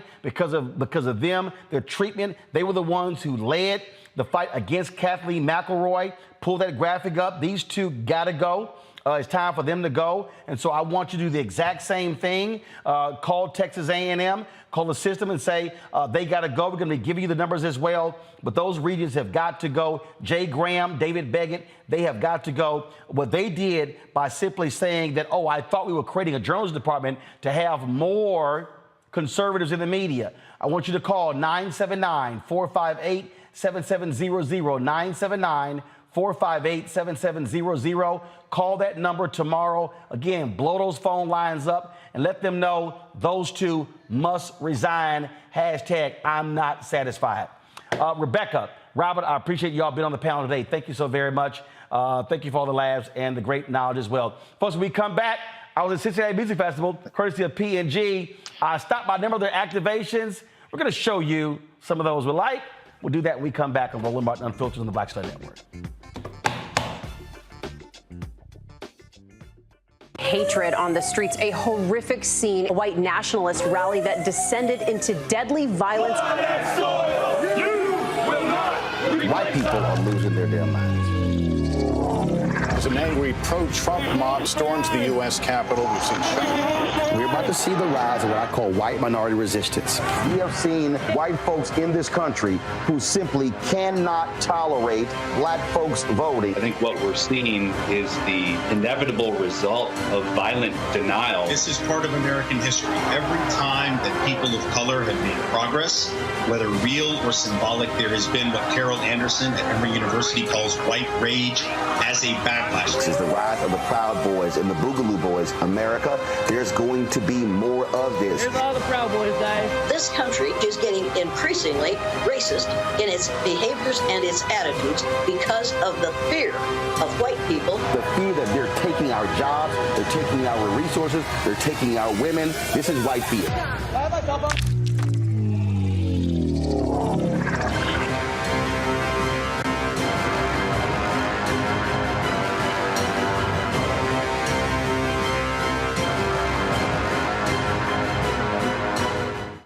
Question for you. Are you stuck? Do you feel like you're hitting a wall and it's keeping you from achieving prosperity?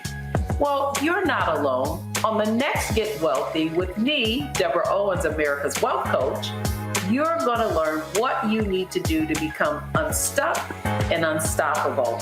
The fabulous author Janine K. Brown will be with us sharing with you exactly what you need to do to finally achieve the level of financial success you desire through your career. Because when I talk about being bold in the workplaces, I'm talking about that inner boldness that you have to take a risk, to go after what you want, to speak up when others are not. That's right here on Get Wealthy, only on Black Star Network.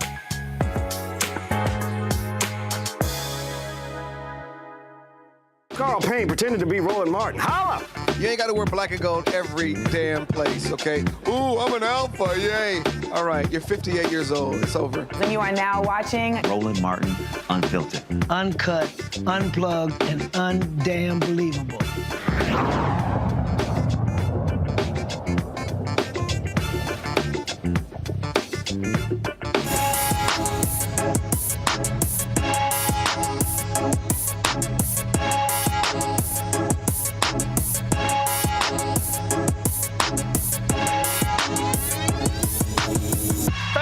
Weeks ago, we were in Cincinnati for Cincinnati Music Festival, courtesy of Procter & Gamble. Had a great time there. They had a number of activations all across the stadium. One of them is what they call a house party. We dropped by that activation a couple of times. One, they had a rap battle, but then also I visited some of their activations, and so we checked that out. We'll show you the rap battle one another day. But here is part one of us kicking it with P&G at the CMF. All right, folks, we're at the Cincinnati Music Festival, and this here is one of the P&G activations called House Party, where as you see this walking on down here, so you got, so one of the things what you see all over the place, walking us through, so if you look at over here, you see on the wall over here, you see how they have all of the signage here, and so the C, M, and the F is based upon sort of like the New York City subway stations, so that's why they sort of have it looking like this here. That's why they have it here, sort of give you that New York City feel. That's where you have sort of this graffiti as well. So all this is paying homage to the 50th anniversary hip hop. So that's why you see all of this. And so here over here, you've got this house party set up for that. And so we're about to head up in here. They're going to have a rap battle. We got folks doing breakdancing.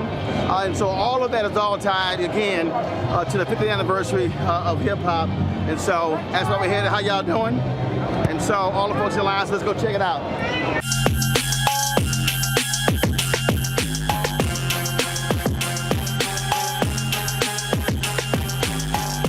All good. And so, again, how you doing? So you see all the sort of stuff they got going over here. So you got the gang stuff happening over here. You got the Fabrice over here. Of course, you got the dance floor over here as well. Then of course you got the Dawn setting over here. And so again, check out these Swiffer. Let's go over here. The young lady with the glasses. Okay. How you doing? Yeah, they got you. Yep. All right. So what are y'all doing? Okay, they have to imitate the dancer in order to get a Swiffer. Okay. So they gotta match his moves. Okay, gotta match. So they gotta we gotta match his moves. Match his moves. All right, let's go. Oh, you doing it too? No, we recording. Okay. We already did ours. So what we're gonna do is 1, 2. Roll. Okay. Yeah. Yeah, that's it. 3, Do that 4, roll. Roll it. Look it up. 5, 6, 7, 8. That's it. That's it. That's There it. we go. That's one. Yeah. That ain't complicated. That's why I asked you. You doing it? Man, that's easy. Come on in here, get him. All he did, he You want just. him out? It's one You right want him there. out? I can do without him out. All right, come on, let's go. Go ahead, go ahead. 6, 5, 6, 7, 8. 1, 2, 3, 4, 5, 6, 7, 8. All right. All right, she won. One more time. All right, so what they're doing is, so you got the opportunity to win in one of the Swifters here, and so that's what they're all doing in here. 6, 7, 8. 1, 2, 3, 4, 5, 6, 7, 8. Okay, it's the new Dawn. Easy squeeze, 5 times strong. I'm trying to get a little bubble action for you.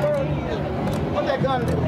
It's just a bubble gun. It's the ambiance. Oh, I thought that was like. You're supposed to sit down and get a picture with that it. was for cleaning the counter or something. No, this is for cleaning the counter. Oh, okay. All You right. only need just a little bit. 5 times as strong. All right. I use it every day in my kitchen, so. Cascade. Yes, sir. All right. What you know about Cascade? Well, I know that it's a, it says it right there, scrape, load, and done. So all you gotta do is put your dishes in the dishwasher and load them and turn it on. So you didn't know a black man created this? Yes. I had to mess with him. Yeah, Dennis Weatherby is the brother who created Cascade. So I had to shout that brother out. I had to mess. I was like, man, you guys are supposed to lead with that. So had a great time there. We got lots more videos from Cincinnati Music Festival we have not shared. We're going to be sharing those with y'all over the next few days as well. We had a great time there. Looking forward to our next engagement with Procter & Gamble. Again, we thank them for partnering with us here at the Black Star Network. All right, folks, that's it. I'm going to see you guys tomorrow right here on Roland Martin Unfiltered. Don't forget, we're almost at 2,000 likes on YouTube, y'all. It's just 200 more. Hit the doggone button. Hit the like button.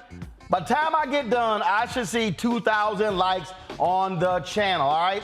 Download the Black Star Network app. We're at 72,000, about 73,000. Y'all, let's get to 100,000, okay? Let's get this thing done. We're at 1.1 million on our YouTube channel.